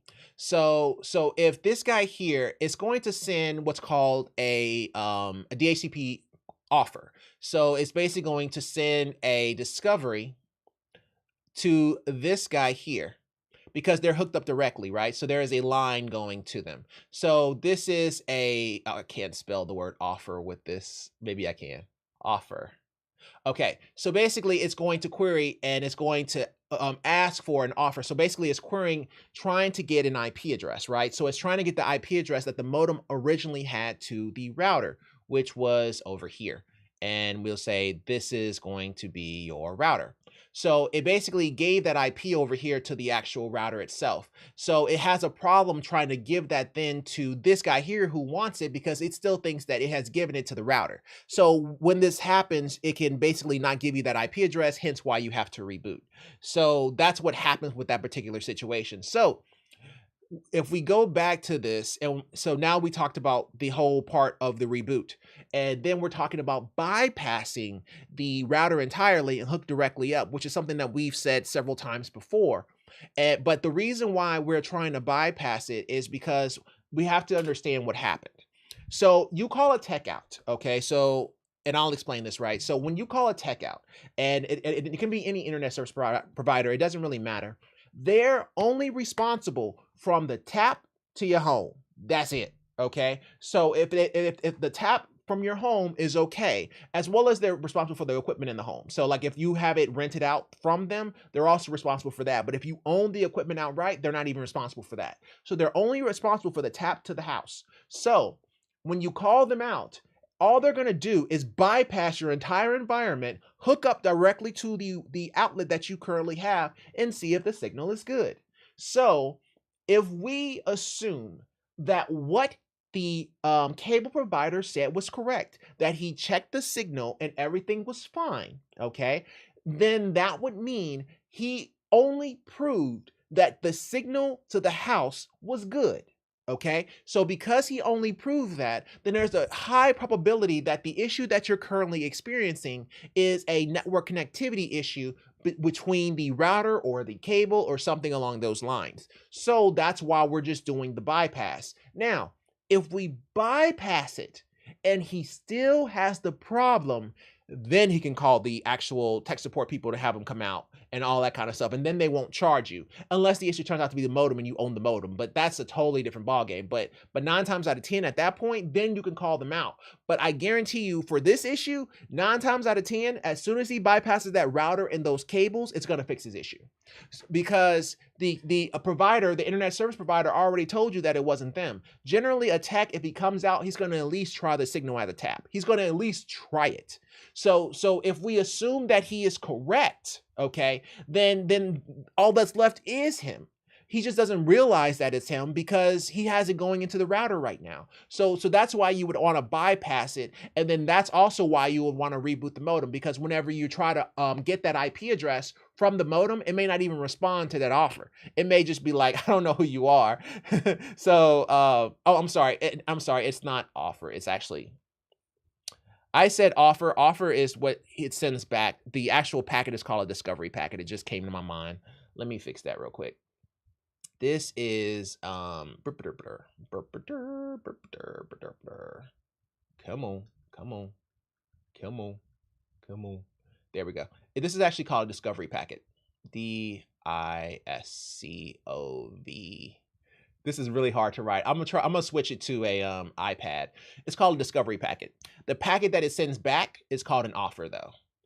It's called DORA. So it's called discovery, offer, response, and then an accept. So it's called DORA, but it's called a discovery packet. I can remember the first letter, and so I called it an offer. But an offer is what it sends back. It offers the IP address, but the laptop sends a discovery to the modem to try to get that IP address. But the modem, sometimes it won't respond because it was just connected to a router, and the router had already done all that. So sometimes the modems have problems responding to the acquisition of an IP address. So it may not respond because it's still connected to the router. So that's the reason why you reboot the modem.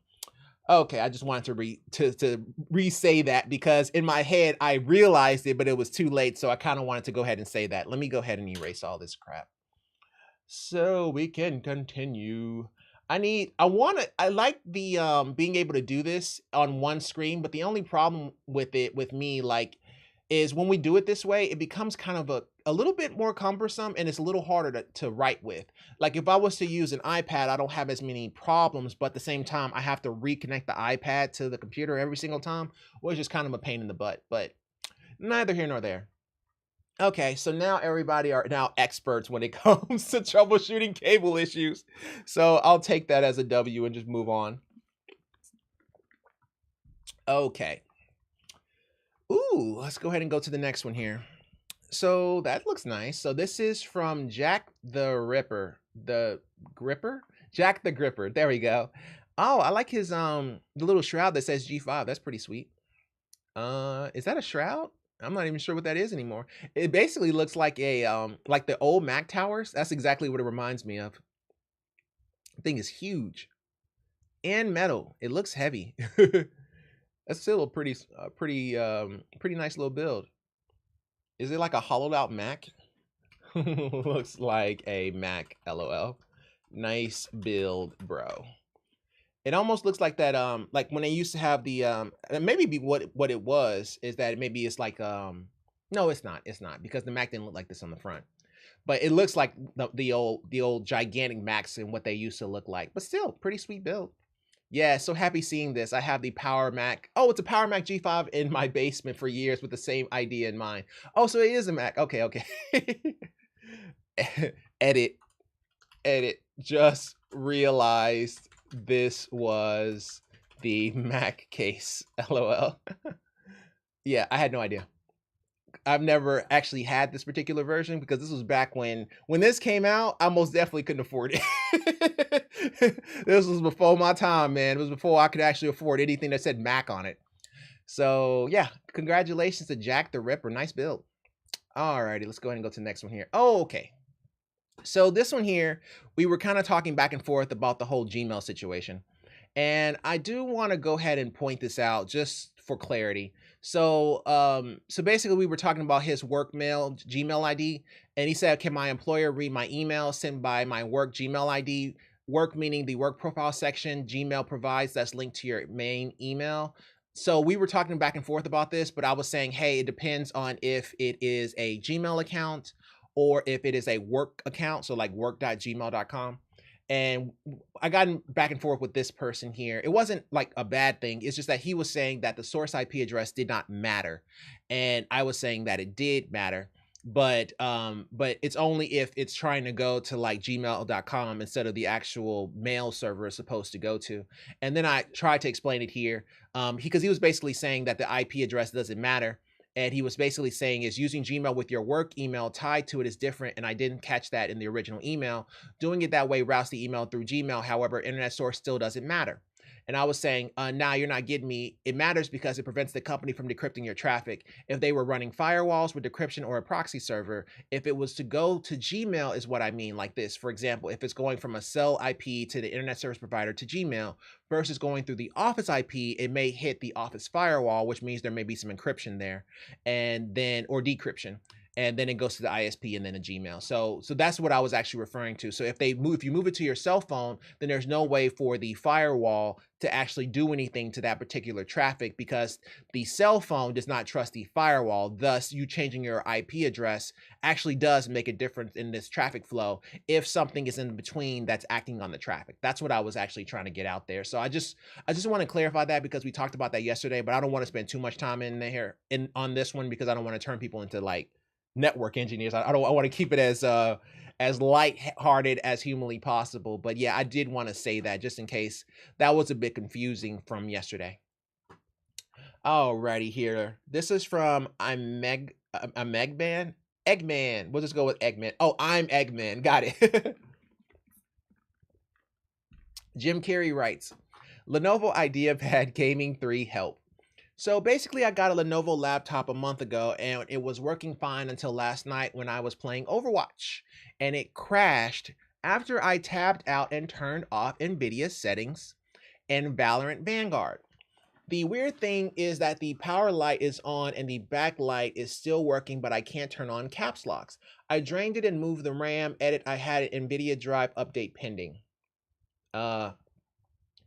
So basically, I got a Lenovo laptop a month ago, and it was working fine until last night when I was playing Overwatch, and it crashed after I tapped out and turned off NVIDIA settings and Valorant Vanguard. Valorant Vanguard is, now that I know what it is, it's the security software for Valorant. The weird thing is the power light is on, and the backlight is still working, but I can't turn on caps lock. The power light is on and the backlight. Okay, I had a drive update pending.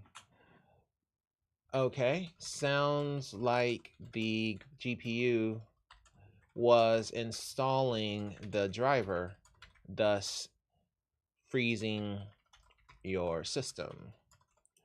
Did the GPU install the driver?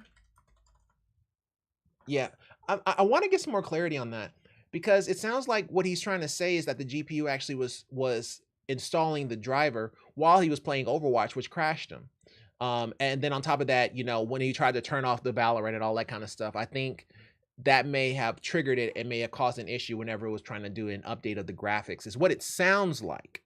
But I just need some more clarity on what was going on here. And is the issue resolved currently? Is the issue resolved currently? You can also go to, actually, you know what? Let me show everybody this while now that we have all our fancy equipment and stuff going. Let me go Windows 11 and let's actually show people. So this is going to be system. I'm sorry, not from here. We can just go event viewer. And then from event viewer, you click on Windows logs and then you go to system. This is where I'll be telling everybody to go. If I can make it bigger, that would be great. There we go.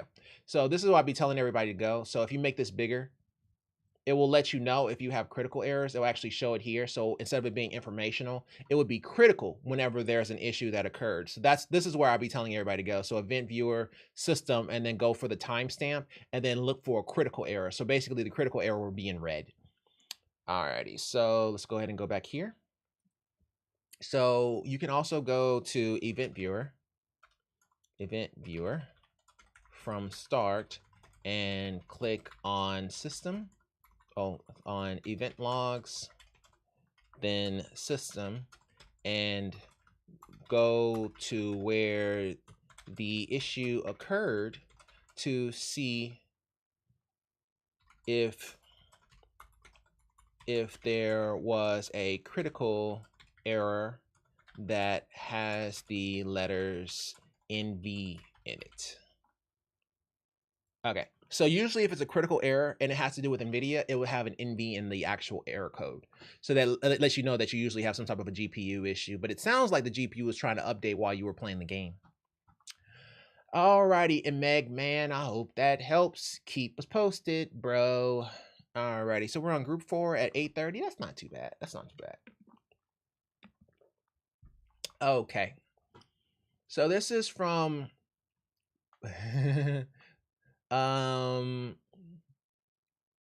Palace. We'll just go with Palace.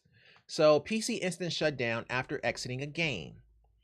So yeah, he was playing Rust and then his PC instantly shuts down. Would crash my PC in 5 minutes. No window shut down on screen, just like when the power goes out. When I was playing a game on 3200 megahertz, Rust, for example, would crash my PC. When I changed back the frequency to 2400 like it used to be, the PC would only crash a few seconds after I exited the game.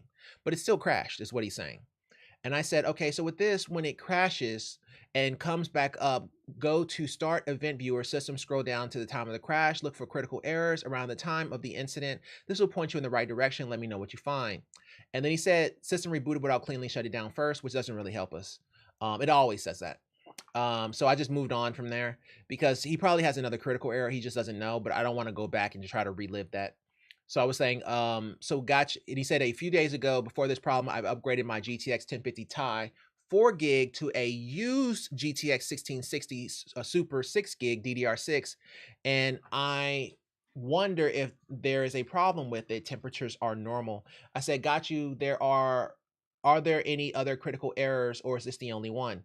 Also, you said you changed between 2400, 3000, and 3200. This means your memory frequency are custom, correct? If so, what happens if you reset the BIOS? Does that make any change to the issue at hand? Because if it's an XMP profile, it's only going to change into one overclocked version. So if he went to 3000, that means that he did something custom. My fan died. Let me just put this plug back in here. And I said, it doesn't seem like the GPU is the culprit, but keep him detained for further questioning, LOL. The crashes only happen when on any other RAM frequency other than 2400. I don't know what doesn't support this. I don't know what doesn't support this. Okay. Okay. Okay. Well, if that's the case, because he said that he still had the issue. It was just 5 minutes later. Okay, my apologies. in the description, you said you still had the issue at 2400 megahertz. It's just it happened later. That's what he said, right? He said previously 2400 megahertz. When I changed back the frequency to 2400 megahertz like it used to be, the PC would only crash a few seconds after I exited the game. Yeah, he said that. Okay, cool. I'm not going crazy. Okay, my apologies. In the description, you said that you still had the issue at 2400 megahertz. It just happened later. So if leaving it at 2400 megahertz fixes the issue, then this would mean the timers on your RAM are most likely not the same. Are you running mix match RAM in your DIMM slots? That's what I think of when I see something like that. Because if they all can't go to the same speed, then there's a pretty good probability that your RAM is running different speeds. So you may have one RAM that is, 16, 16, 16, 36 or something, and the other one maybe 16, 18, 16, 36 or something like that. So it changes depending on which RAM you have, and because of that, they can't overclock to the same profile. So that's usually what I run into. That's the reason why you have to keep it at 2400, assuming 2400 fixes the issue, because he said that 2400 did not fix the issue. He said 2400 only delayed the issue.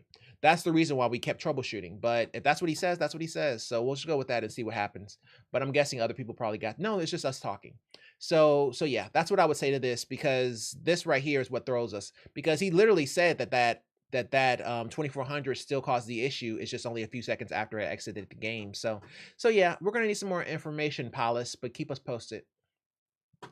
Okay, so this one here is from Mysterious Archer 7071. Let me get another drink here. Oh, and he got a picture. I'm so ready. Let me turn my fan back on. There we go. I need the error. So I just bought a new PC, but while playing games, it keeps on crashing. The computer screen freezes, and more often than not, it completely shuts down and restarts. I don't know why. The only hunch I've seen is the temperatures I can see while using a hardware monitor, AUX10 and TM pin, is around 100 to 120 degrees Celsius. Oh my God.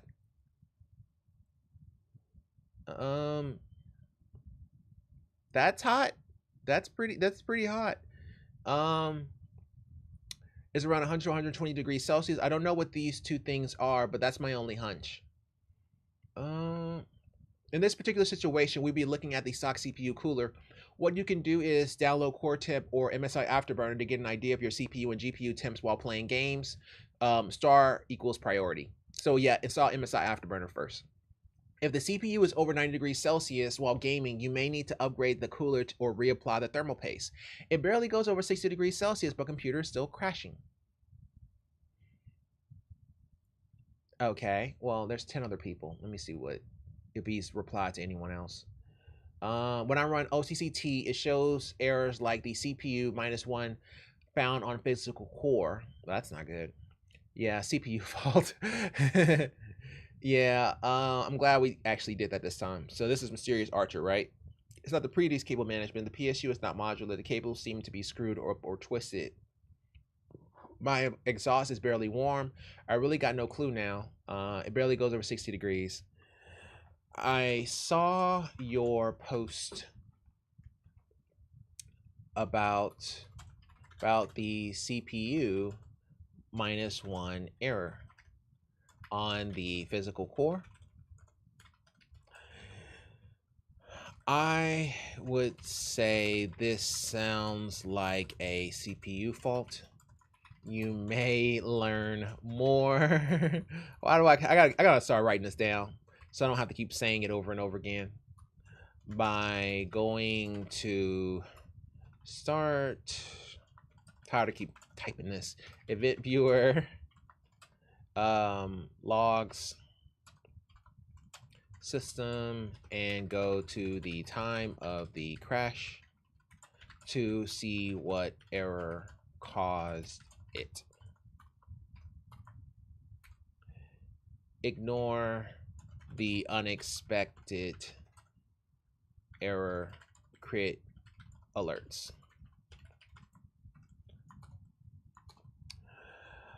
CPU -1 error. You could, if you are outside of the RMA window, disable some of the CPU cores to see if that fixes the issue, or a reset of the BIOS. Yeah, so it seems that he may have an error on his CPU. So if it's a CPU fault, then you can go about it a couple different ways. You can try to basically wipe the BIOS or reset the BIOS. That probably isn't going to fix his issue because it really seems like he has a CPU issue. But you can also disable some of your cores depending on which processor it is. So you may be able to fix the issue temporarily by killing some of your cores. So it's worth it to try if you're outside of RMA window and you want the processor to still work. You can try that. But Mysterious Archer, man, I hope that helps. But yeah, this doesn't look good. It looks more like a CPU fault, bro. All right, let's go ahead and go to the next one. It's the new thing. It's RGB, Jerry. What happened to the G and the B? Ah, yeah, that definitely the Seinfeld joke for sure. That's definitely a Seinfeld joke for sure. Doesn't hit as hard without the laughing crowd in the background and the ding ding ding ding ding. Or it doesn't. That's not the way it sounds. It's like I can't remember. I can't even do the sound. But yeah, good old Seinfeld. Okay, this is from Cher. We'll just go with Cher. Okay, Cher writes, unknowingly downgraded most, if not all, of my computer's drivers. That sucks. To cut it short, I installed a driver updater program believing it'd be worth doing considering I have an unhealthy obsession with keeping things up to date. After updating all my drivers, my laptop speakers no longer show under playback on the sound program. Make sure you can hear me, yeah. The same goes for my laptop's microphone under recording. After updating all my drivers, my laptop speakers no longer show under playback on the sound program. The same goes for my laptop's microphone under the recording. To fix this, I tried running Windows troubleshooters for the drivers I am missing and to no avail. It couldn't diagnose an issue. I then checked the device manager to see if it would reinstall, update the drivers, and got uninstalled and downgraded, but that also didn't work. Games are also notably performing worse than before. CSGO used to average 250 to 300 FPS, and GTA 50 to 70 now is at 125 if I'm lucky. Screenshots are providing below to better show my problem. Please help me. If completely resetting my PC would mean getting my drivers back to their best state, I'll do that. I don't trust Article's advice anymore after this. Elo Air 7.1. Oh no. Intel high definition audio. Intel high definition audio. So all of your audio comes from this Elo 7.1 Air. Let me look that up real quick. Elo 7.1 Air. Oh, it's a headset. Images. Okay, it's a wired headset. Okay. So with this one here, well, are provided below to better show my problem. Games are also noticeably performing worse than before, but why would the game perform worse than before if it had nothing to do with the issue? Unless you downgraded the HDMI drivers, but then that would mean that you were using the HDMI audio, which doesn't seem to be the case here. It seems like you're using your headset because you said so. So if that's the case, screenshots are provided below to show my problem. If completely resetting my PC would mean getting my drivers back, well, what you can try is to go to the website of your motherboard and download all of the sound drivers it has, or download the most up-to-date sound driver to see if that fixes the issue. Well, what you can try is to go to the website of your motherboard and download the most up-to-date sound driver to see if that fixes the issue. The frame rate issue sounds more likely to have nothing to do with the sound issue, but we will work the sound issue first, since that's the question you asked. Yeah, the frame rate window we're not going to mess with just yet, because frame rate, when I was thinking about HDMI going to the actual television or the actual monitor itself, and then maybe she uninstalled the actual graphics driver, but that's not the case because the display adapter is actually closed. So more than likely it still has the graphics driver. You may have to update the graphics driver, that's a possibility, but you're not using the audio of the HDMI for the actual graphics driver, so it doesn't seem like that would be affected. But the fact that your frame rate is dropping by like 70% doesn't even make sense for it to be caused by audio. Like, that has nothing to do with each other. So yeah, we're just gonna have to investigate these two issues separately, because they don't even sound like they're even closely to being related. So we'll just go with that, and we'll just go ahead and troubleshoot the sound issue first, and then come back to the video issue later. Okay, whew, that's a lot of talking. That is a whole lot of talking. Okay, so let me check something real quick here. Let me just make sure everything is okay. Everything looks okay. Let me click the mute. Okay, it's still muted. Okay, let me check this and make sure it is working. Yeah, it looks fine. It looks fine. Okay, just making sure. I was worried that some things were broken or somebody couldn't hear me or something along those lines, because it's kind of weird. Okay, whatever. What ifs? Okay, make sure you guys don't hear anything in the background, and you don't. Okay, cool. Alrighty, so let's go ahead and go to the next one here. PC intermittently can't turn on even though motherboard has lights on and PSU is new. Hi folks, my computer has been behaving weirdly. Here's some info. PC is always plugged into the wall socket, which is turned on at all times. In December, it started not being able to turn on intermittently when I press the on button. The RGB on the motherboard would turn on, but the fans would not spin and the PC would not boot. Sometimes after another few hours, pressing the on button would work. PC boots and fan spins. Everything is normal until I turn it off. Motherboard lights would be off. I don't switch off wall plug. The next day, the same issue happens. Okay, so what processor are you using? If it's Ryzen, especially the newer ones, then you need to update the BIOS to the most recent. I would probably start there first regardless. Also, then when it fails to boot up, are there any errors or lights on the motherboard indicating a problem? Also, disable your XMP profile to see if that makes a difference for your memory. This will be in BIOS. No warning lights or beeps. The motherboard RGB turning on, but everything else is not. Okay. Able to turn on intermittently. When I press the on button, the RGB lights on the motherboard would turn on, but the fans would not spin up and the PC would not boot.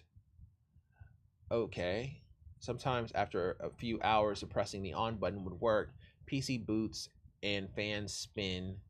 Everything is normal until I turn off. Motherboard lights would be off. I don't switch off wall plug.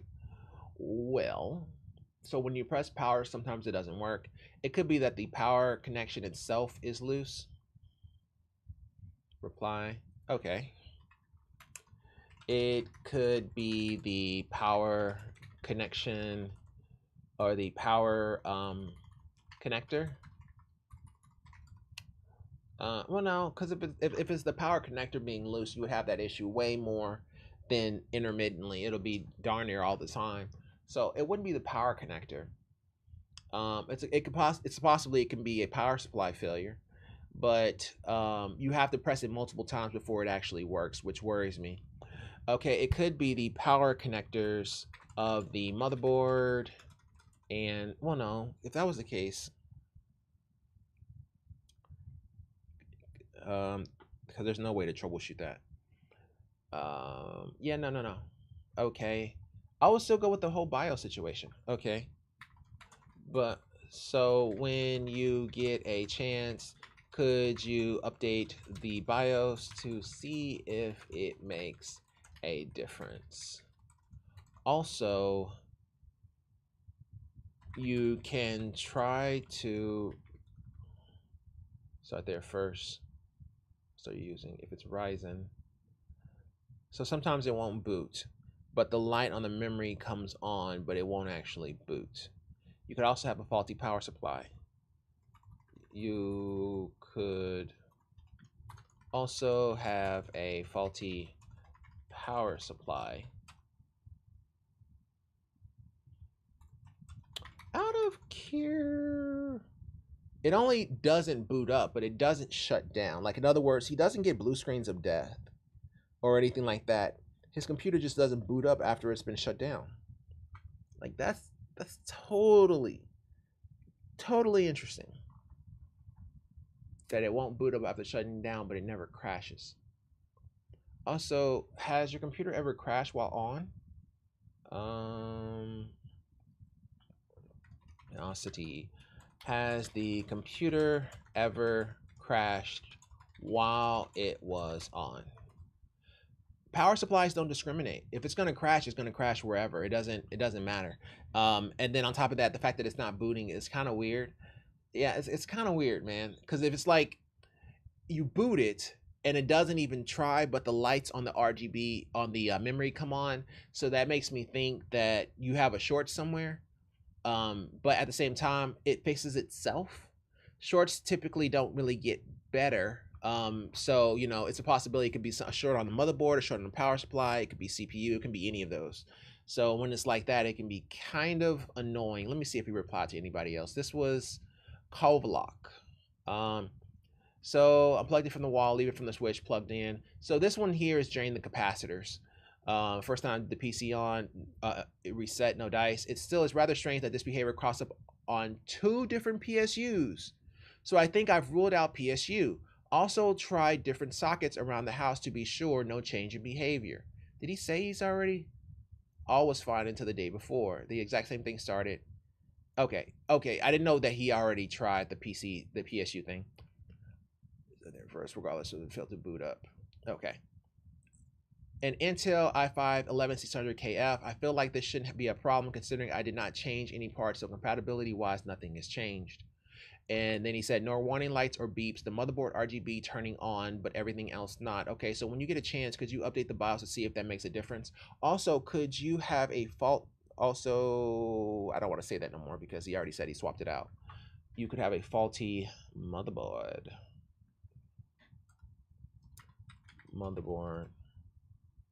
Like, it shouldn't be a problem considering I did not change any parts. So compatibility wise, nothing has changed. That doesn't change the fact that it's not booting. Like, that's not gonna have anything to do with it. Also, you could have a faulty motherboard, but let's start with resetting the BIOS to default to see if that makes a difference. Okay.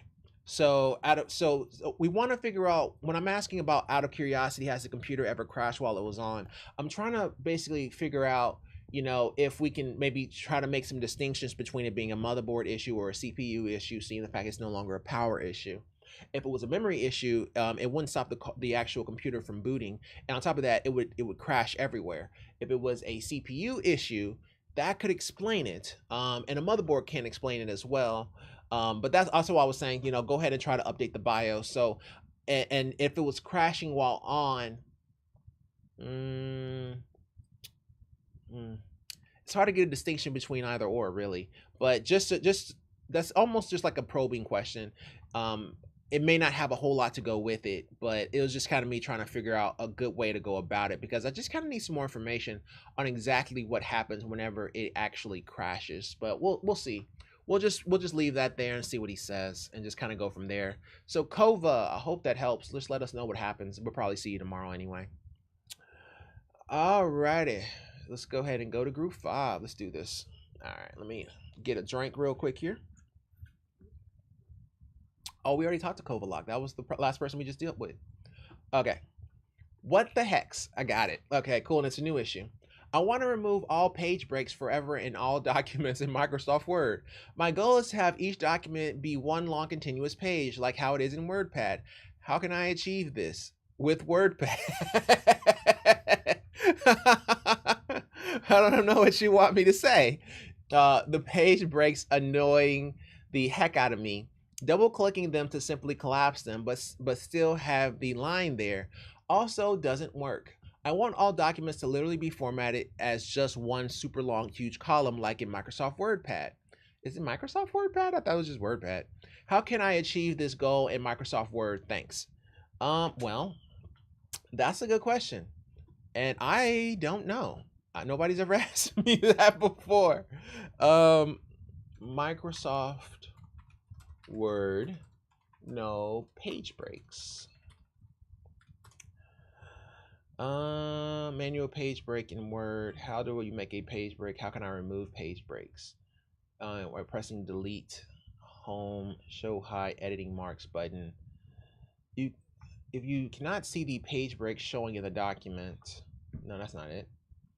I want to type a 10-page essay. I would type and realize, well, this is another one. Answers at Microsoft. Let's see what they say. Why is this program Microsoft not putting page breaks? How do I fix this? Separating pages at all, so I have no clue how many pages I have typed. I was typing and realized that the program was not separating pages at all, so I have no clue how many pages I have typed. That's not it.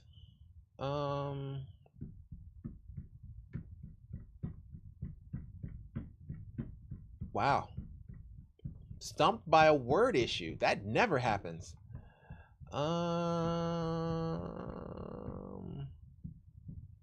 Delete a page break. Yeah. This will display non-printing characters. Section breaks, page breaks. You can try this. This will delete non-printing characters. So you can try to hide them. Let's try that. Remove through PSU. I want to remove page breaks. Well, no one has asked me this question before. So now we have to answer it. I did find something about hiding the page breaks. Maybe this will work for you. I do have Word on here, I think. Let me see. Let me try. Sure, I'm willing to break my word to work his issue. Blank document. All right. Let me just press enter like 80 times. Okay, and just type something towards the bottom. And then what did it say? It said this will display non-printing. Select home, show hide paragraph mark. Home, show hide paragraph mark. Okay, let's try that real quick. I'm just trying this off screen here. Show hide paragraph mark. What? Home. There is no show hide paragraph mark. Oh, I'm sorry. Yeah, there is. There's borders. Oh.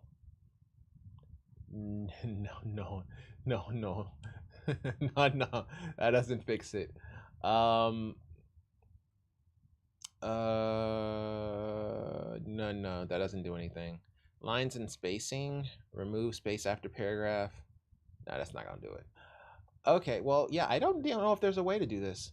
Well, no one has asked me that question before, so now I have to answer it. I did find something about hiding the page breaks. No, that won't do it. That won't do it. Delete a page break. Show hide paragraph markers, display non-printing characters, paragraph marker, section breaks, page breaks, etc. that you may want to see when you're working. Double click the page break so it's selected and then press delete. No, that's not it. That's not it. Well, no one has asked me this question before, so now I did find something about hiding page breaks, maybe, but in testing, this did not work. I don't believe. Ooh. Here's what we'll do. Okay, I don't believe there is a way to do this. However, if you have Word, then you also have OneNote. And OneNote allows you to do this. So I would just swap to OneNote, then enable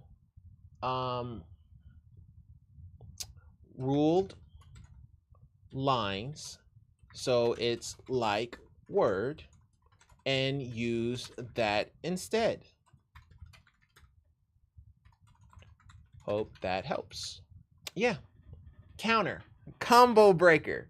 So yeah, with this one here, I would say switch from Word to OneNote, and then OneNote lets you do that. So OneNote is just it's an endless line of paragraphs. So basically, you can kind of go as long and as far as you want to without having to worry about it. So essentially, what you want is OneNote, but because you have Word, you also have OneNote. So that's how you would counter that. Wow, how long did that take me to work that? Now I got to figure it out. It took me what, like 4 minutes? That's not crazy, but it's not great. I'm not crazy about that. That took me a while. That was a stumper. I didn't think about that. I should have came up with that idea pretty quickly. Because if he's using Word, then he obviously has OneNote, because nobody who has Word doesn't have OneNote anymore, because most people have like an Office 365 or something like that. Or they just have a Word license, but they also have OneNote. So yeah. Yeah. That's smart. That's smart. I should have came up with that quicker. But I'll take it. That's a W. It's gonna be one. Well, unless he says he doesn't want to use OneNote, then I don't know what to tell him. But I don't think it's possible in Word to do that. We can torpedo this myth now. Linux is not good for gaming. And then this person thinks of Steam Deck, and then he looks, and then he gets angry. Oh, that's cute. Not everything can be done, but it's definitely getting closer. Yeah. What do you say? Linux is not good for gaming. Yeah, Steam Deck is precious. It's like that kid that's that is a year it's like that smart kid that is a year behind the competition. Yeah, it's Steam Deck is a little wonky, but I like it. But it's a little what's the word? It's weak. It's like the Switch all over again. But it could also do some Switch things like play games like Switch. But yeah, it's a little bit on the weak side, man. But I mean, I like it. It's okay. I'm just not crazy about it. But we'll probably have that as an input as well. That way we can kind of switch to it for Linux type things. But neither here nor there. Black screen was with blinking underscore PC boot. Okay, yeah. This guy here was having an issue with the blinking part before he gets to the Windows logo on his screen. So basically during the actual boot where it's trying to figure out a boot device. And I had said, yeah, it doesn't sound like the Windows thumb drive nor the M.2 have a valid version of Windows, or another boot format is taking precedence.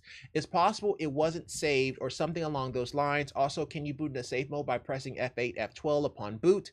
If you can, then go to safe mode and see if the M.2 drive is seen there. Pressing F8 works. But when I try to any sort of troubleshooting setting, it doesn't work. It just tells me that I need to restart my PC for anything to happen, but it just sends me into an infinite loop and back to the blinking underscore. Okay, you can get into safe mode and BIOS, but not Windows. What kind of components do you have? Typically, if you are at the blinking cursor and you have it set to the M.2, it will either go to Windows, reload, or tell you there is no Windows media. So since what you're saying, since yours says nothing, how long do you let the cursor stay on the screen before you reboot it? What happens if you give it a few hours? Does it do anything? Have you been able to get into the Windows outside of safe mode since the issue occurred? Let me make sure. Okay, cool. I have a Ryzen 5800X CPU and an RTX 3070 and an ASRock X570 Steel Legend motherboard. No matter how long I leave it, the blinking underscore is still there. I left it on overnight and nothing happened. Most videos I watch on YouTube don't work either. They usually tell me to restore Windows to a certain point or restart repair it, but I keep getting errors or things telling me I can't do it.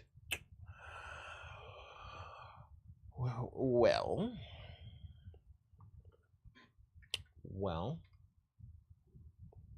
you can get into safe mode, but you can't get into Windows.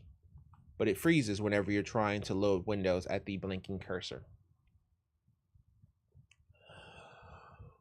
Well, that's not good. Well, we could try to... Has he already tried to update the BIOS? Try to update the BIOS to see if it makes a difference. Also, after updating the BIOS, we can BIOS and testing, reset the BIOS settings to see if that works as well. Let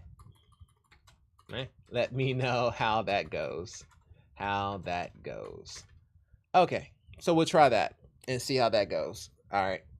So yeah, with this one here, you don't really have a whole lot of options, man. You have BIOS, and then you have wipe. That's pretty much it. So yeah, we'll try BIOS and see if that works for him. Trying to reset BIOS or maybe update BIOS to see if maybe that gets him something. But we'll know more when we hear back. If not, then yeah, it's gonna be a wipe, and everybody else is correct. Alrighty, group 5. Okay, so this was the whole Logitune thing with the software. So basically it's like Logitune software, so it's Logitech software.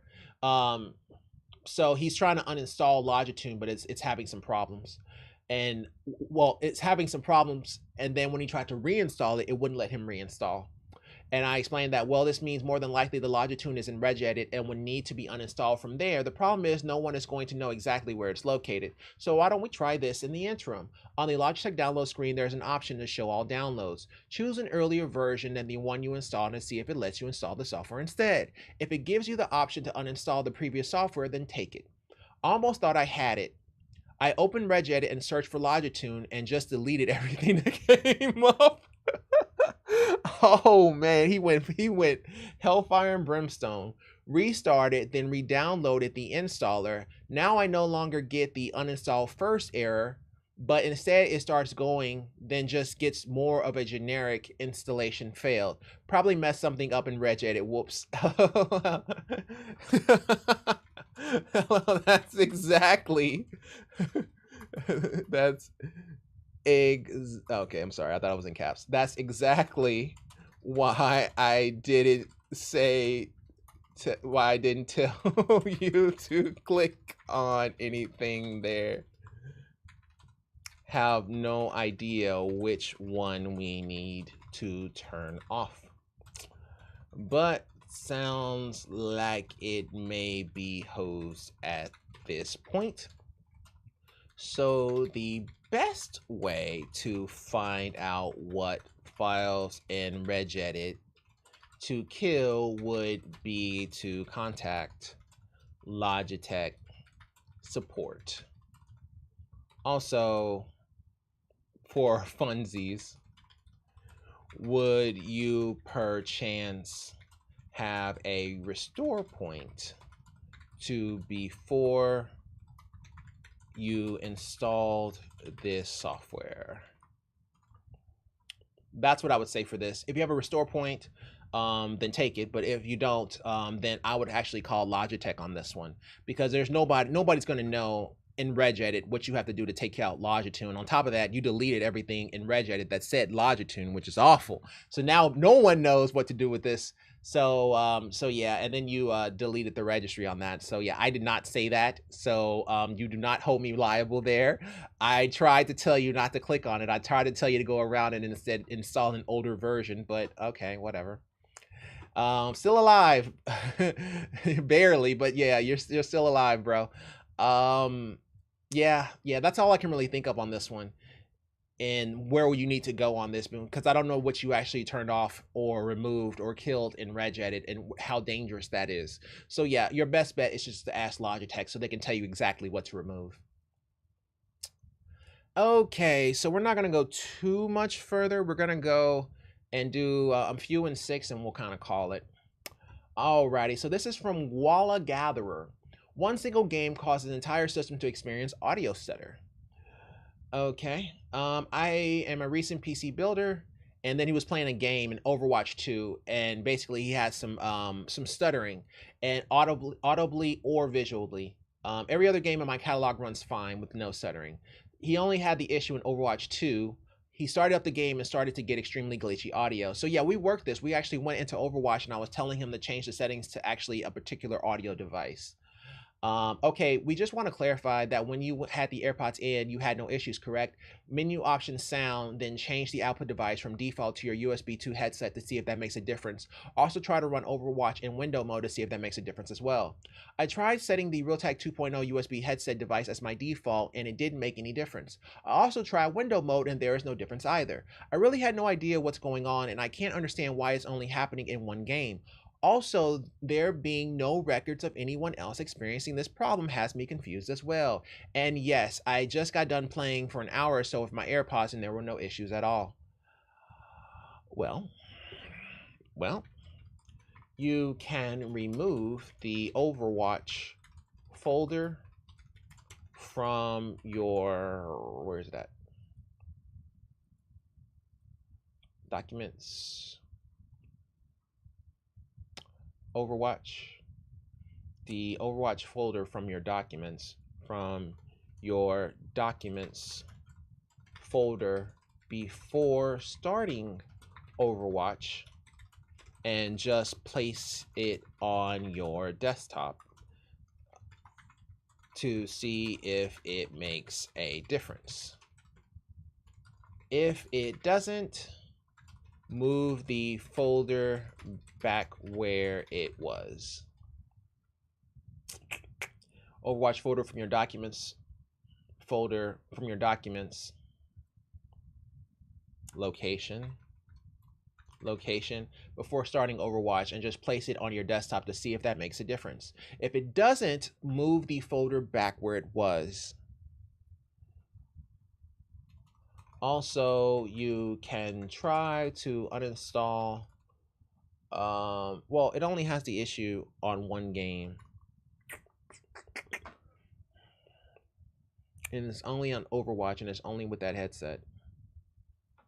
Also, does the headset have different ways of connecting, like USB or Bluetooth?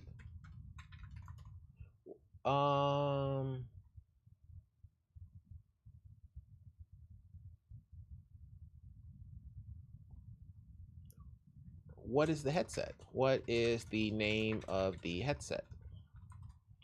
Yeah, so maybe we can get some more information here and try to figure out what the name of the headset is. But yeah, you can try to remove that folder, not necessarily remove it, but move it to your desktop and then move it back to see if that makes a difference. It'll create a new folder, but it won't have any of your settings in it, and maybe that would fix it possibly. Maybe you have something in your settings that's affecting the audio for that particular device.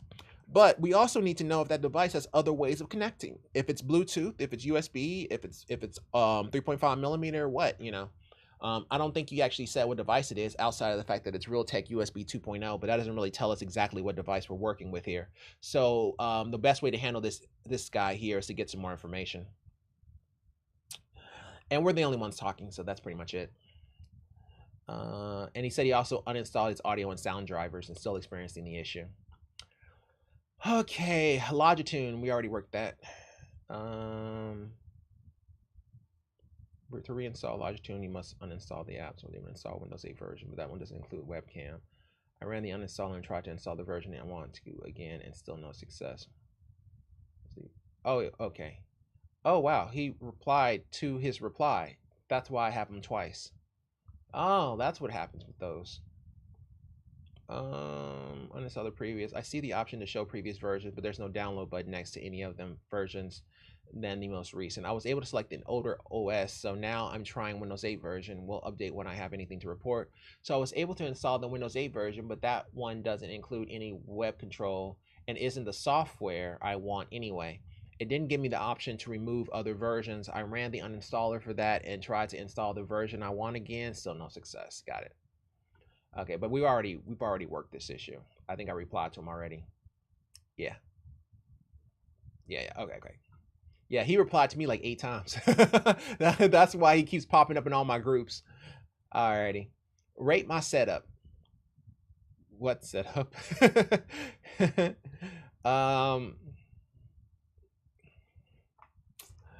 That is one multi-purpose mouse pad. I've never seen someone use a mouse pad as a floor mat, but okay. Because usually it just gets dirt everywhere. But okay, sure. Looks welcoming. I'm not. I partook, but I don't think mine is as funny as theirs. That is one multi-purpose mouse pad. Yeah. It's kind of hard to turn that into a funny joke. It's like showing somebody a picture of an orange and say something funny. Like, say something funny and make me laugh, but it's an orange. Like, what are you going to say that's going to rhyme or match with orange that's going to also be funny? Okay, so these are a couple new ones. We'll finish up with these two. Realme 9 refuses to auto-connect to TWS earbuds more than once. TWS, I know what these are. Crap. I think they're behind me, which just makes me feel dumber.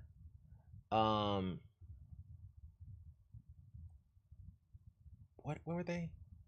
TWS. Oh, True Wireless. Yeah. True Wireless Sport. That's what it was. Okay. Yeah. Okay, so my Tattooonics Sound Liberty 79. Okay, yeah, he has a Sound Liberty. Got it. Which paired up to my older phones just fine is showing some really weird behavior on my Realme 9 running Android 12. They paired with the phone fine, and when I was using them for the first time after pairing, they even automatically connected to my phone right after turning them on. But since then, they've refused to. They also take an incredibly long time to connect when I manually connect them to my iPhone. Sometimes they even refuse to connect at all. Even though my phone has absolutely no problem pairing to a multitude of other Bluetooth audio devices, I've tried repairing them and get the exact same result. It only auto-connected once and no more after that. I also tried swapping map and AVRCP versions to no avail. Does anybody have an idea what could be causing this? Try swapping the map. Connected once and no more than that. Well,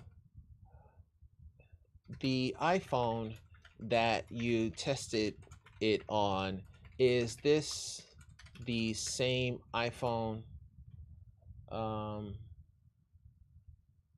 which paired up to my older phones just fine? Is this considered your older phones? One is considered one of your older phones. There's a reason for this.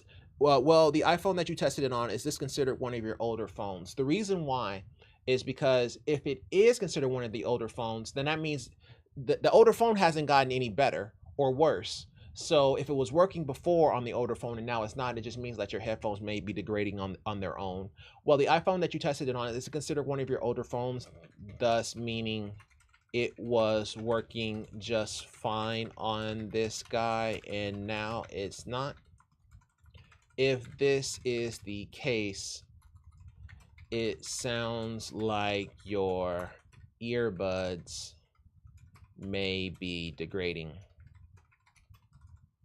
there may be some software you can, some firmware. There may be a firmware update for these guys. So I would try to check the app stores to see if there is something new for your earbuds. Yeah, the only thing you can really do on that is to try to look for the application in the App Store to see if maybe there is a firmware update you need to update to. Because if the iPhone is the old device that you were talking about, then that means that it was working fine on the old iPhone and it's still not working now. So that means that it was working fine on the iPhone and now it's not working, which means that the iPhone hasn't changed. It may have had an update, but iPhone typically doesn't change much. So if it's still having that problem trying to pair with everyone, not just the Google device, and the iPhone as well, then we're looking at an iPhone, or we're looking at a earbud issue, which means that we're also looking at the application. So there's a possibility that you can just download the application and do a firmware update that can maybe fix the issue. So I would try that first. Okay, last one because I'm getting sleepy. Okay, so this was from Calm as a Cucumber. So yeah, Calm was basically, he was worried about getting hacked on his phone, or she was worried about getting hacked on her phone because she broke up with her boyfriend and was wanting to make sure that he had no more access. And then I was basically letting them know about the Find My Phone feature. So I was telling her to register her phone under the Find My Phone so that it won't affect his account, just in case the accounts were connected. Well, I don't think there's anyone that can say, I don't think there's anything anyone can say that would make you feel safer, even if we told you everything was fine. But we can start like this. Is it an iPhone? He may have you registered on my phone, on the My iPhone app. So you may want to get that looked into. Outside of that, I would just reset the phone and re-download everything from iCloud backup. That was before you two met. If it's Android, then I would say reset it once you move your pictures and other files off to another computer. And they said it was iCloud. And I said, yeah, that should be okay. You may be able to get around this by setting up your Find My Phone on your iPhone itself. Outside of that, changing passwords, changing phone numbers, and a possible reset is all we can suggest outside of a name change and relocation by the police. In my experience, police aren't much help. LOL. Yeah. Yeah, there's not a whole lot anybody can say on this. There's like 13 posts. What did everybody else say? A lot, but it's just mostly us talking. You're welcome. Sorry that you had to go through that. Yeah, you should be able to check on iCloud which devices have been authorized access. Yeah. Okay, yeah, so everybody kind of has that whole iCloud Find My Phone type thing. Okay, cool. So yeah, we'll leave it at that. Group 6, that's enough. And it's already 9:30. So yeah, group 7, I'm sorry. I wanted to get to you, but I'm getting way too tired. So we'll go ahead and leave it at that. And we will pick back up tomorrow. Thank you guys so much for watching. And if you like this video, go ahead and like button. If you really like it, go ahead and subscribe. I love you either way. Take care. All the best and bye.